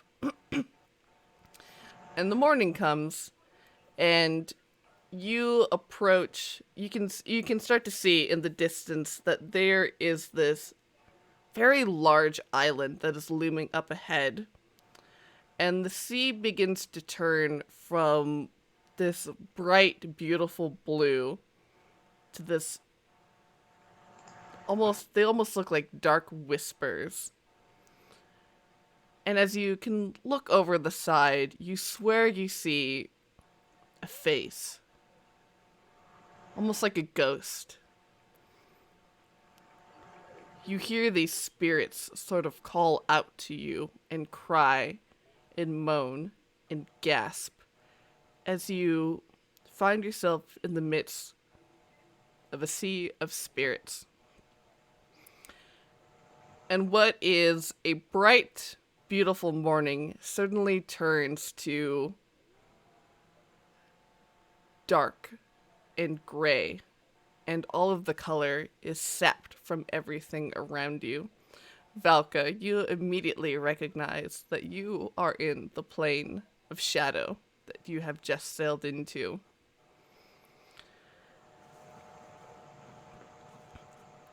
And as you all venture forth, and everyone is sort of on edge, as just involuntarily the sort of hairs stand up at the base of your neck, you feel almost this crackle of electricity in the air around you, with just the lapping of memories crashing against the ship. And as a spray of sea air hits you, you hear cries out to a loved one. And eventually you hear a thunk, thunk, thunk, as something like nails coming from all around the base of the ship grow closer to the top. And rising up in front of the ship, you see this skeletal figure who is wielding this staff made of bone that features this large bird skull at the top of it. Rises up on this wave of spirit energy and points all at you, and you suddenly see 15 pairs of scrabbling hands pull up these skeletal bodies. And we're gonna roll some initiative. Oh boy. I was gonna say, until that skeleton came up, the thumping, Marrowmorn had her like dulcimer out and was trying to like blum blum blum, like, oh, it's a sea shanty town. No time. Oh. Yeah, Stella was sitting there thinking, I fixed the bilge already. That can't be the bilge. That can't be it. All right, I'm gonna go pee real quick. Yeah, that's a good As idea. you all roll. In the realm of shadow now, boys. I'm not Yeah, I know it. I got a Valka- nat 20. Marrowmorn is like, while they're all slowly prepping in slow motion, Valka, do you feel more comfortable now? Are these friends of yours? No. And that's normal for being in the shadow realm. Answers If my you start to question. feel wicked depressed and like nothing you've ever done in your life is worth doing, or you feel like you're kind of like an imposter in your own body, that's kind of like what the shadow realm is all about. If you ever feel like you just want to lay down in bed and just eat all day, that's what it's like being in the Shadowfell. Also, there's skeletons. I'm kind of okay with the skeleton part, but the rest of it kind of sounds, yeah, It's a bad. bit more the skeletons and more decor in this case. Yeah. I right mean, next to the dread part. Yeah, we do like to put a lot of skeletons and dread on our walls. Yeah. That's fair. Yeah. I mean, it's a nice aesthetic, to say the least. Yeah, I mean, Marrowmorn's still leaning over the side of the ship, looking at some of those ghosts in the sea, the spirits, because she uses the College of Spirits as her little subclass for Bart. So she's just like, "Does anybody bling bling bling bling bling? Anybody want to sing with me?" Like, We No? don't sing in just Shadowfell. just who wants to scream? I can also do screamo. I mean, if you're asking a six killer to sing, that's what you're gonna get. Yeah, no, she was looking down at the Sea of Spirits because that's sort of Ah. like some of the people she occasionally, they kind of they guest star occasionally. And so all of you who are not native denizens to the Plane of Shadow, so everyone except for Valka, while you are in the Plane of Shadow, you will have disadvantage on all charisma-based checks as you are just overwhelmed with this feeling of sort of ennui. Oh boy. Am I a teenager again? That's what it feels like. Just like, It doesn't get better. You just get used to it being bad. Oh, yeah. truly. I was Little- hungry before, but now my soul is hungry. Great. All right, and so initiatives. Valka, what did you get? 6. 6. LuVon. 9. 9. The 6 killer. I got a 20, a nat 20. Ooh, very nice. Natty. Stella. So a 6.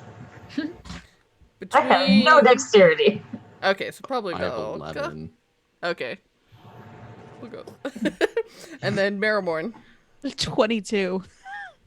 Nice. And then Save the let's good see. rolls for this. For my monsters. Where did they get? Okay. And then one of you, which one of you would like to be my designated D6 roller? The I'll do D6 it. roller. Oh, or yeah, LuVon, you do it. Willy. I mean, I still got my peppermint dice, so let's go. Cute. Very cool. All right. Just let me know when. Peppermint. It's a little close to spirit mint. Nope. Okay. Sorry. It's Puns are on fire today. I love it. And so, Six Killer, you see that about 20 feet off from the edge of the front of the ship is this skeletal figure who appears to be sort of in command of the rest of these other sort of zombie creatures that are crawling up the sides of the ship. Crawling up the sides of the ship, you see are 15 zombies all around you, and you all are positioned sort of... I mean, you can be positioned sort of wherever you want. Okay. I'd like to cast Bane. Ooh. Nice. And that is up to 3 creatures, so 3 creatures that I see have to make charisma saving throws, and whenever a target fails a saving throw, they have to make an attack roll or a saving throw before this. What? So they have to roll d4s and subtract that number from all of their attack or saving throws. So I will cast it on Big Dude, and I guess just 2 other ones, whatever ones are closest. Mm-hmm. Cool. And it doesn't look like I have to roll anything for it to hit. I believe they have to make a saving throw.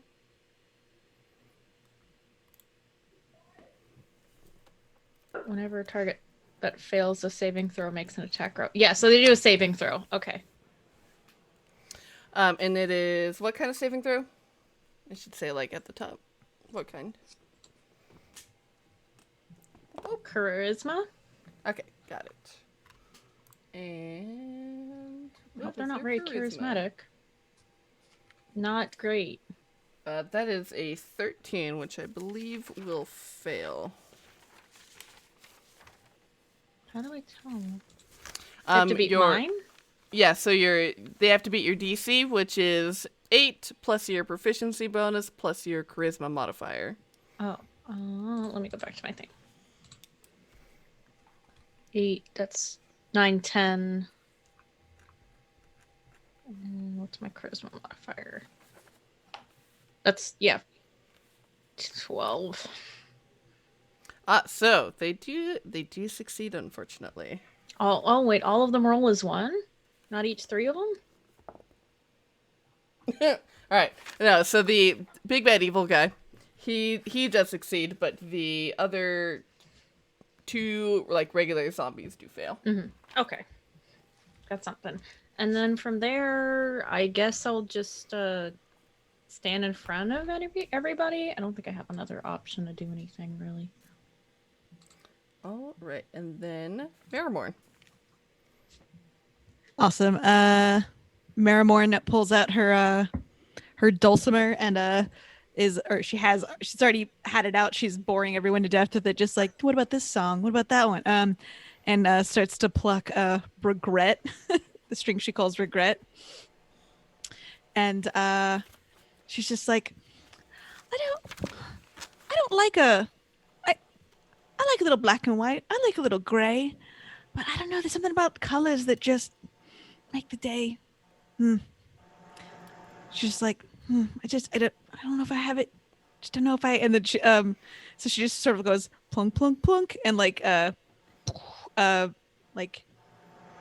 strums it and casts what I imagine looks like just a sparkling white thunder wave at the head of the ship where the skeleton is and some of the zombies. Okay, sweet. Yeah, she's just like, I don't like this opening act. I'm not gonna lie. Sorry. And they have to make a Constitution saving throw. I guess I was close to like probably 3 of the zombies that are coming up there? Yeah, you can say so. All right, so wow, that is a hot fail from all of them. Yes. That's how Nice. I like it. All right, well, they're going to take 16 points of thunder damage. Ooh. And then she goes, "No bones about it, boys!" Yes. And again says, "I'm sorry." And then looks over at Stella and just goes, "Welcome to the band, Stella. We hope you have a great time, and you could give us a little encore." And then like bling, bling, bling, you know, she plays the chord she calls Dusk, and gives Stella inspiration die, bardic inspiration. So you get 1d8 for ability checks, attack rolls, or saving throws. Yeah. And you can use it after you've already seen your roll. Heck yeah, I love bards. All right, so you managed to take out 3 of these sea zombies, and affect this main sort of combatant here. And anything else for you? No, that was it. Thank you. Cool. And then we have and then LuVon, roll me that d6. Sure thing. You get a 6. Ooh, a 6. So suddenly, a huge downpour of rain just swarms over this ship, and the ship is difficult terrain until the next turn. So all of your movement will cost twice as much to be able to get anywhere. Okay. And then, oh boy, it's my monsters. I love it. So this main skeletal figure here, who is wielding this bird bone staff, is going to point at you, Marrowmorn, having now drawn its ire. And from the mouth of this bird skull atop its stash, you see this tentacle lash out towards you as it makes As it's coming, as a reaction, she goes, "Unluck on that, babe." And so they have disadvantage on this roll. Beautiful. From the Underworld Player's Guide by Kobold Press. Thank you. One of their spells. Heck That yeah. That is an 11, which I assume is not going to hit. And it does not. But it gets real close, so she's probably like, "Ooh. You had the bounces. Look, don't touch. This is a gig. I'm playing for you." And you see they draw from their side this great sword as they sort of throw this staff to the back and now begin to swing at you. Whoop, oh god, let me just throw my dice on the ground. Well, it obviously means he doesn't want to attack anymore, right? That is a 13. And Ty goes to you or me? Yeah, meets beats. Yeah. Beats. Meets me. It's the name of my second album. And that Okay. is 10 slashing damage plus 14 cold damage. And I need you to make a constitution saving throw. Or wait, can you be affected by disease? You are dead. I think that should count as sufficiently immune. I would think so too. Oh, I like that you know what, Riana? Go ahead, just argue for me. I was gonna You're gonna argue against yourself? No, I think I have resistant no, it's poison. Sorry. What is disease but poison?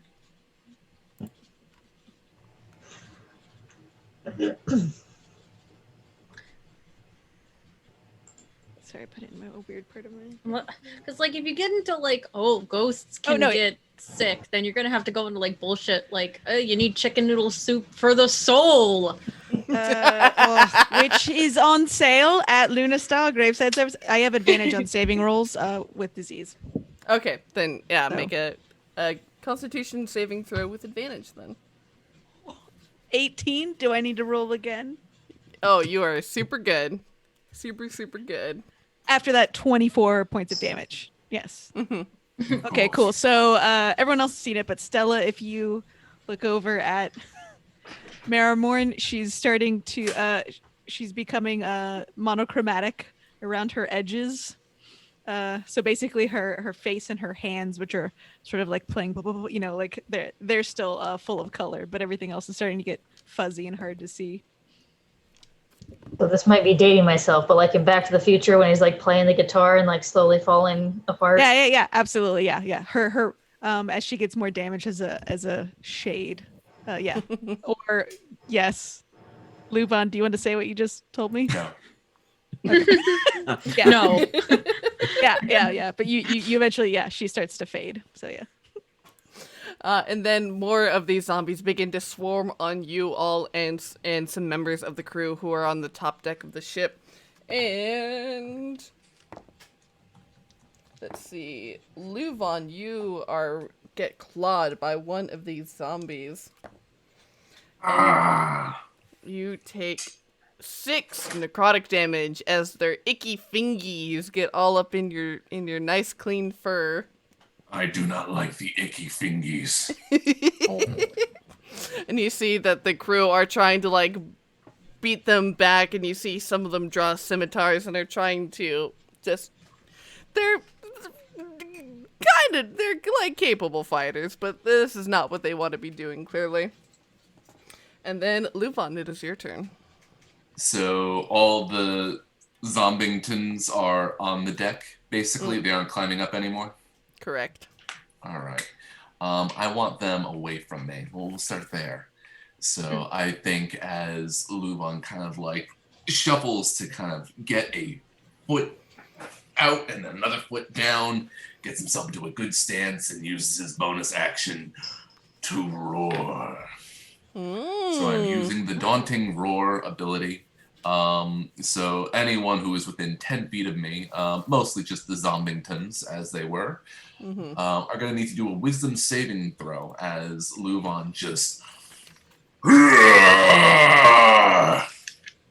lot louder, but that. Is this a fear effect?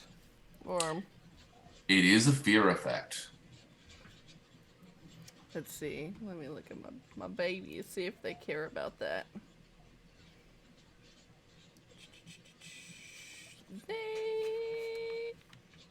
They are not. All right, let's see if we can scare them. They're like, ooh, yeah, no. And as LuVon lets loose this roar from the pit of his stomach, they immediately are like, start to go turn their claws and like, maybe not you. I think at that point, whoever is closest to either one of the sailors or one of my compatriots, I'm going in for a punch. Brilliant. Or at least tries for a punch, and then it kind of turns into a claw at that point. How are we looking with a 19? Very good. All right. They've got a super high armor class of 8. Fair, valid. I don't think this is gonna. I don't think I can do bludgeoning anymore if I'm coming out with claws right now. So Probably slashing. that would be 8 slashing damage. Nice. And you can take one of these bad boys down. Thank you. And then we have Valka, and then Stella.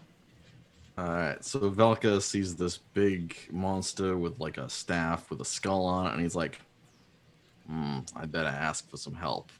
He goes digging through his pockets and he pulls out some salt, and he shoves the salt in his eyes and begins screaming, just bloody murder. And when he takes his hands off, his eye sockets are empty and there's just black smoke billowing out. And he fixes his gaze upon this creature, who must make a wisdom saving throw, DC 15. Oh boy. All saving throws tonight. Yeah. 8. 8? Alright. So that monster is going to be frightened of Valka for a minute. It can make saving throws at the end at the end of each of its turns. However, this was not necessary for the second part of the spell, which is I learn a couple of things about it. I learn whether the creature has any damage immunities, resistances, or vulnerabilities, and what they are. Ooh. I learn what the creature's ability scores and saves are. And I learn what the creature's current and maximum hit points are. Very cool. Okay, so damage immunities and condition immunities are both poison. It currently has 134 out of 150 hit points, and you learn its ability scores? Its ability scores and saves. Okay. Wow. Ability score. I'll also copy paste this into our chat. But its ability scores, it has a strength of 17, dex 12, con 16, intelligence of 9, wisdom of 14, and a charisma score of 12. It has proficiency in constitution and wisdom saves, constitution of +7, and a wisdom save of a +6. All right. Valka begins screaming a lot of this information out in a diegetic way while he's also screaming in pain. Wow, that's cool as heck. That is a spell called Karan's Gaze. Neat. Can't move far, can't think hard. And then Stella. I think for just a moment there, Stella's gonna like lean towards Marrowmorn and be like, is he okay? Is that normal?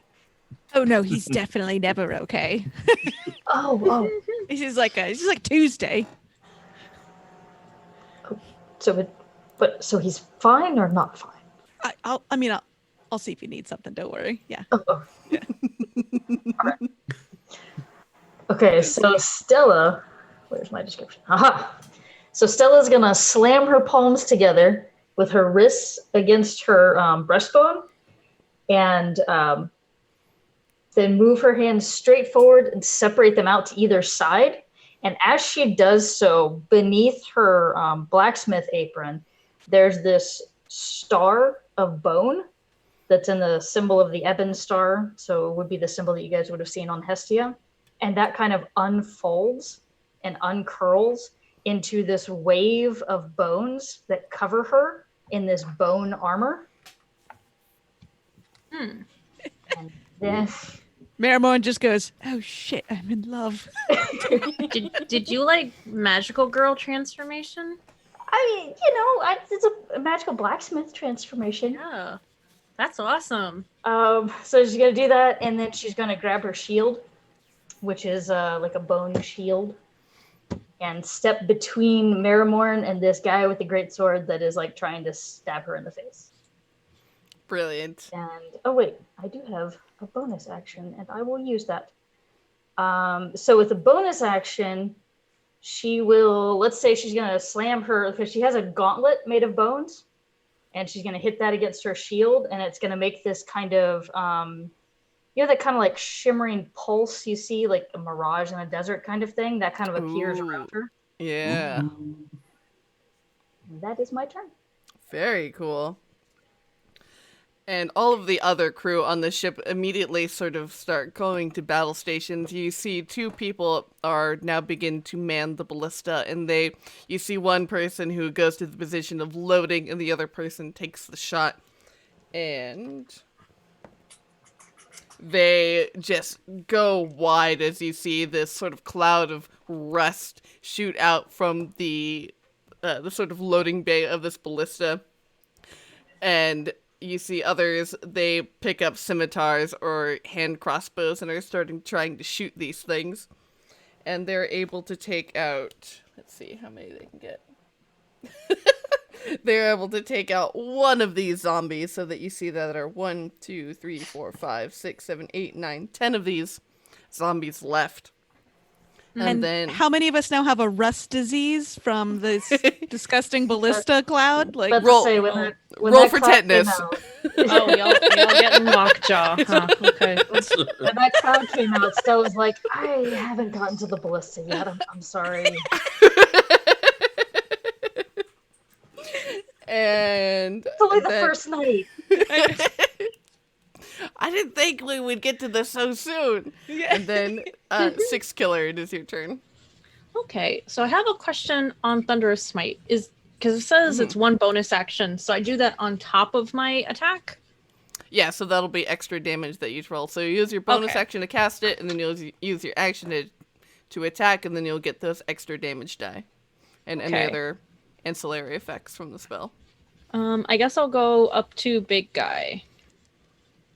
And let's Big see if I dude. hit him. I guess 6+. I don't think I hit him. Oh. What is his AC? It is 14. He's Yeah, gonna I get higher didn't than hit that. him. But you can make a second attack because you're 5th level. Oh. Well, I didn't fix my sheet from when I... Okay. We'll just go with it. This is my own fault. I'm still at level 3. Whoops. Yep. You know, just for funsies. This is a 12 at least. 12 plus should hit because it's 14. Yeah, definitely. All right, so I got one shot in. So let's see. It is. I wish I could have. I need to like get another screen so I can have multiple things up. Okay. So 1d6. Oh no, it's 2d6. That's 4. That's not a d6. Okay, never mind. The 6 is the one that's like the normal one, guys. All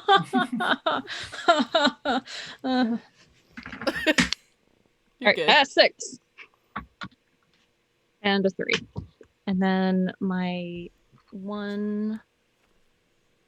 Where are you? Equipment. Yeah, and I 1d8. Okay. And it's 5. So 6, 9, 14 damage. Nice. Very cool. And All right. I'm just gonna hurry up and level up, so ignore me. And then Marrowmorn, as you're leveling up. Question. So this giant skeleton, I assume, that has like kelp and stuff and is riding this cool wave of spirit juice from the ocean. Which is now is now basically carried them onto the deck of the ship Right. and is standing in front of you all. Yeah, they don't have like, I don't know, like a jewel in one eye or anything, like pretty just standard skeleton. Nothing that's like They actually do. For each eye, they have these dark, sort of emerald-looking stones for eyes. And actually, at the start of your turn, since you're within 5 feet of it, you are going to take 5 cold damage. Great. So glad I asked. Cool. Amazing. All right. So, just gonna check all my spells to see if I can touch myself real fast. Yep, I can. Okay. No.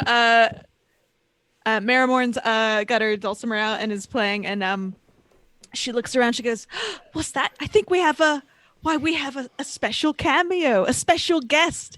And if anyone's watching, like they see like maybe one of the spirits came out of the sea, sort of dragged themselves like over, and they're like whispering in her ear. Goes, "Oh yes, absolutely." And she starts playing, and she's like, as she casts this spell from the College of Spirits, called Tales from Beyond. She sings, "It's the eye of the dragon, it's the scale and the tail, rising up to bless the bones of our rival." And from her mouth, a 30-foot cone of fire comes out as she gets dragon's breath. And Excellent. they must make a dexterity saving throw. All the creatures within this cone, which it seems to be the skeleton and the emerald eyes. Wow, hot garbage. 6! We're switching what? d20s. 17 points of damage. Ooh! Very I nice. got to roll Fire 3d8. damage. Okay. 17. All right. Stella Neat. visibly cringes at the fire. No. Yeah, and as you see, you summon this spirit of this great silver dragon sort of appears up behind you and flaps its wings, and you see its mouth as like the top and the bottom are just standing over Marrowmorn as suddenly this huge cone of flame just bursts out in front of her. And then, LuVon, roll me that d6. Got it. That is a 3. 3. So suddenly, as this rainstorm is continuing to rage, and suddenly these bolts of lightning strike the ship, and I need each of you to make a dexterity saving throw for me. DC 13. All right. We are succeeding with a 17. Not succeeding. It's a witch? Constitution? Dex. Dexterity. Dex. Oh, you know that thing I'm really good at. It's 11. Yeah, I got I a got a 91. 10. Yay. Gee, haven't you all tried to avoid lightning before? You know, you just have to press X as soon as the screen flashes. Obviously, so for each of you who failed, you will be taking 12 lightning damage as you get zapped. After that Janis Joplin-esque performance, zapped all of her energy out. Marrowmorn slumps to the ground in this like gray mass. Oh no! Don't like that. Didn't have Well time to then. lay hands on myself. And then it comes to my monster's turn, and Yeah. having just unleashed this cone of flame upon this sorcerer here, he is going to kindly return the favor. So, Marrowmorn, you will automatically fail, but Six Killer and Stella, since you are also right here, I need you all to make a Constitution saving throw. As suddenly you see the bottom jaw of this creature unhinges, and come furling forth are these black inky tentacles as you are just lashed with this and coated in this foul ink that begins to just stuff itself into every orifice in your face and begins to almost suffocate you. I've seen where this Oh, goes. so you're supposed to buy me Marrowmorn, you will dinner. take Marrowmorn, you will take one failed save for your death saves. I got a 12.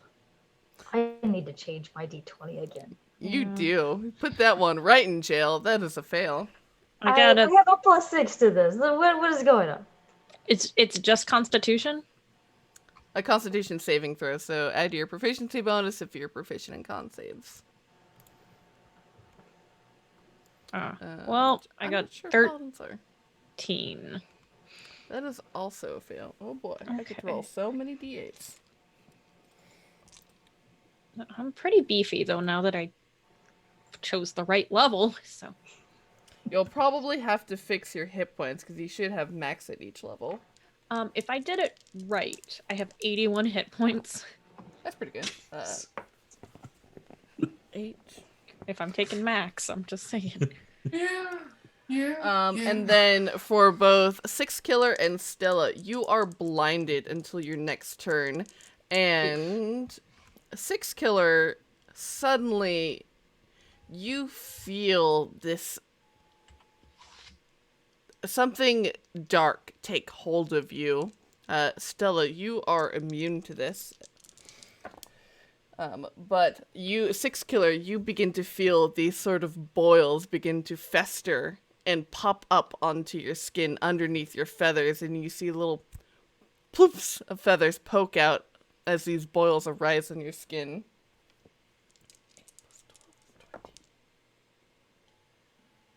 And each of you will take 33 necrotic damage. Okay. Six Killer, you have contracted a disease called blue rot. I was about to type bird rot. That sounds a little bit cooler.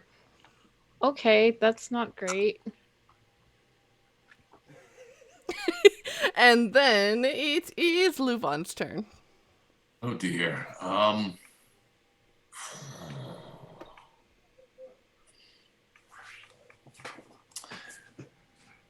So Marrowmorn is currently down in front of our big bad skeleton friend here. Mm-hmm.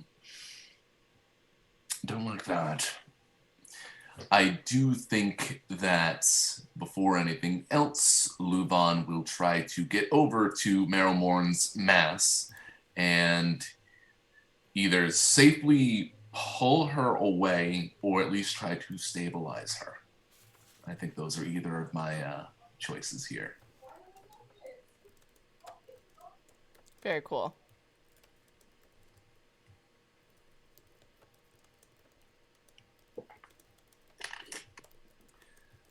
Let's see.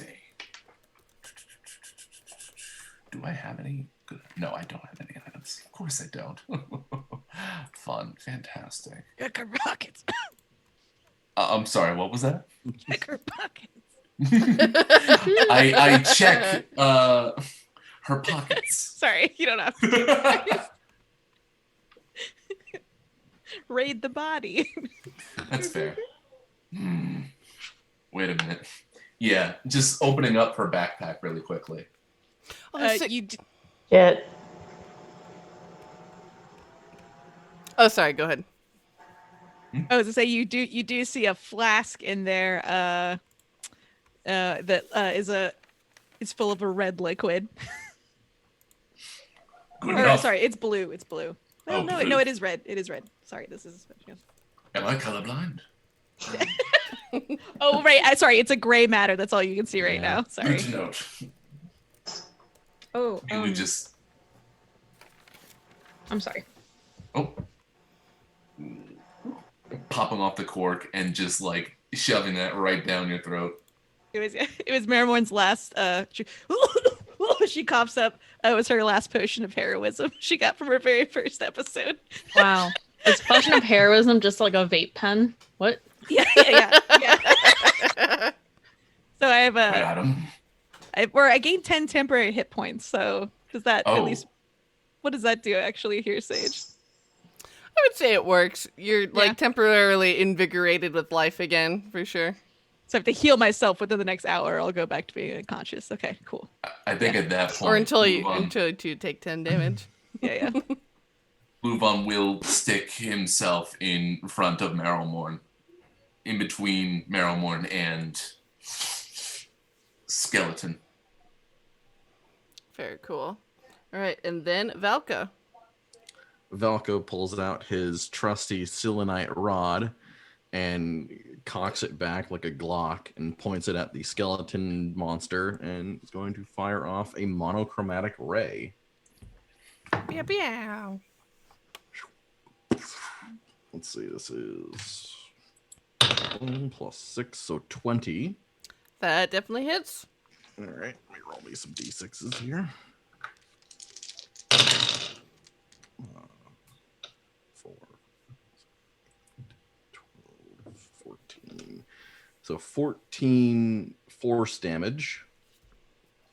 Very nice. And then he just like steps forward again and like does it again very quickly and just fires off another one. Nice. And another one. 15. Yes, that does it. All right. That's not as good as the other one. 5, 10, 11. Very cool. Force as well. And then Stella. Woo!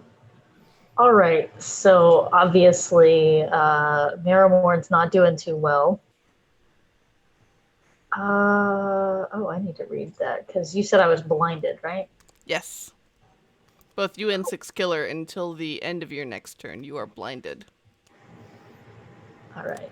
So So be attacks the will end of this one, or yeah, the end of this turn. So Okay. for your turn, you'll have a disadvantage on attack rolls, and you won't be able to see or use any spells that require line of sight. okay. Well, this spell does not require me to see targets. Oh, They just have to be within range, which is nice. Neat. Because the last thing Stella saw was Marrowmorn falling. So Stella's going to cast this with the assumption that everyone is still where they were. But she's going to like reach into her bags and like slam together some like pieces of bone and rusty nails and make three little choose up to three. Yes. So three little like rusty iron bone metal scrap ebon stars and like toss them out to where she thought Marrowmorn, Six Killer, and LuVon were. So I guess I don't know if it would hit LuVon. But essentially it's the aid spell. So that means that everyone, those three individuals would get max hit points increased by 5, but then they also currently heal for 5. Very cool. Oh, thank you. Should have Nice. I like that we healed from rusty nails. Yes. Hey, I'm a blacksmith, all right? I make it work. I mean, we've already like breathed in a bunch of rust, so this vaccine type thing has to have rust. You know, it's Yeah. Right? Fire Mhm, with fire. mhm. Yeah. Definitely. Nice. Anything else and on then, your turn? yes, that is me. No, that's me.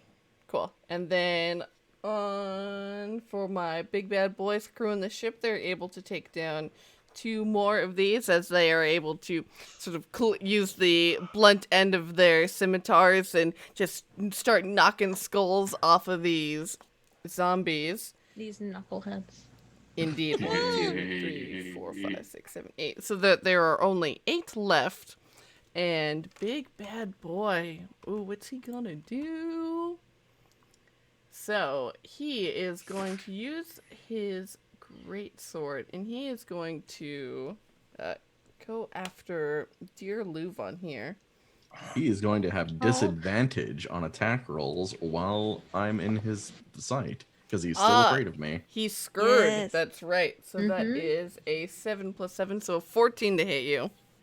14 will not hit.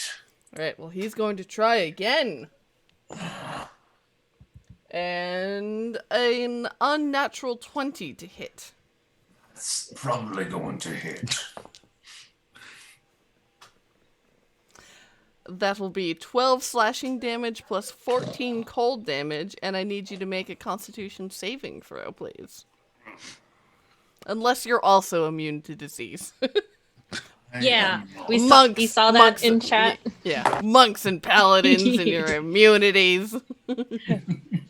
Yay. That is a 15. You succeed. So it was 12 and how many points of all this damage together? So altogether, that is 26. Got it. Okay. So that'll bring me... Oh, very nice, very nice. Okay. And with that, I think that is where we're going to end this episode, as you all are amidst this sea battle with this drowned master and its servants. And this has been a good time, and I'm excited to have Stella back next week, giving out more rusty nails in the form of heels. I mean, it's not really my forte, but you know what? I'm making it work. I like it. When in Rome. And next week, we'll be having a giveaway for a VTT pack of the complete Empire of Ghouls module so that you can run this on Roll20 for you and your friends. And yeah, this has been a great time. I'm excited to see where you all, when you eventually get to the city of Grimstad and rescue the Spear Maidens. I have oh, been spoilers. We're gonna get there. Sorry. Oh, man. Well, I mean, I guess we'll see if you win, if you live. But in the meantime, I have been your storyteller, Sage. And I have been the Willy Boo at the Willy Boo, fun posting online and having a good time.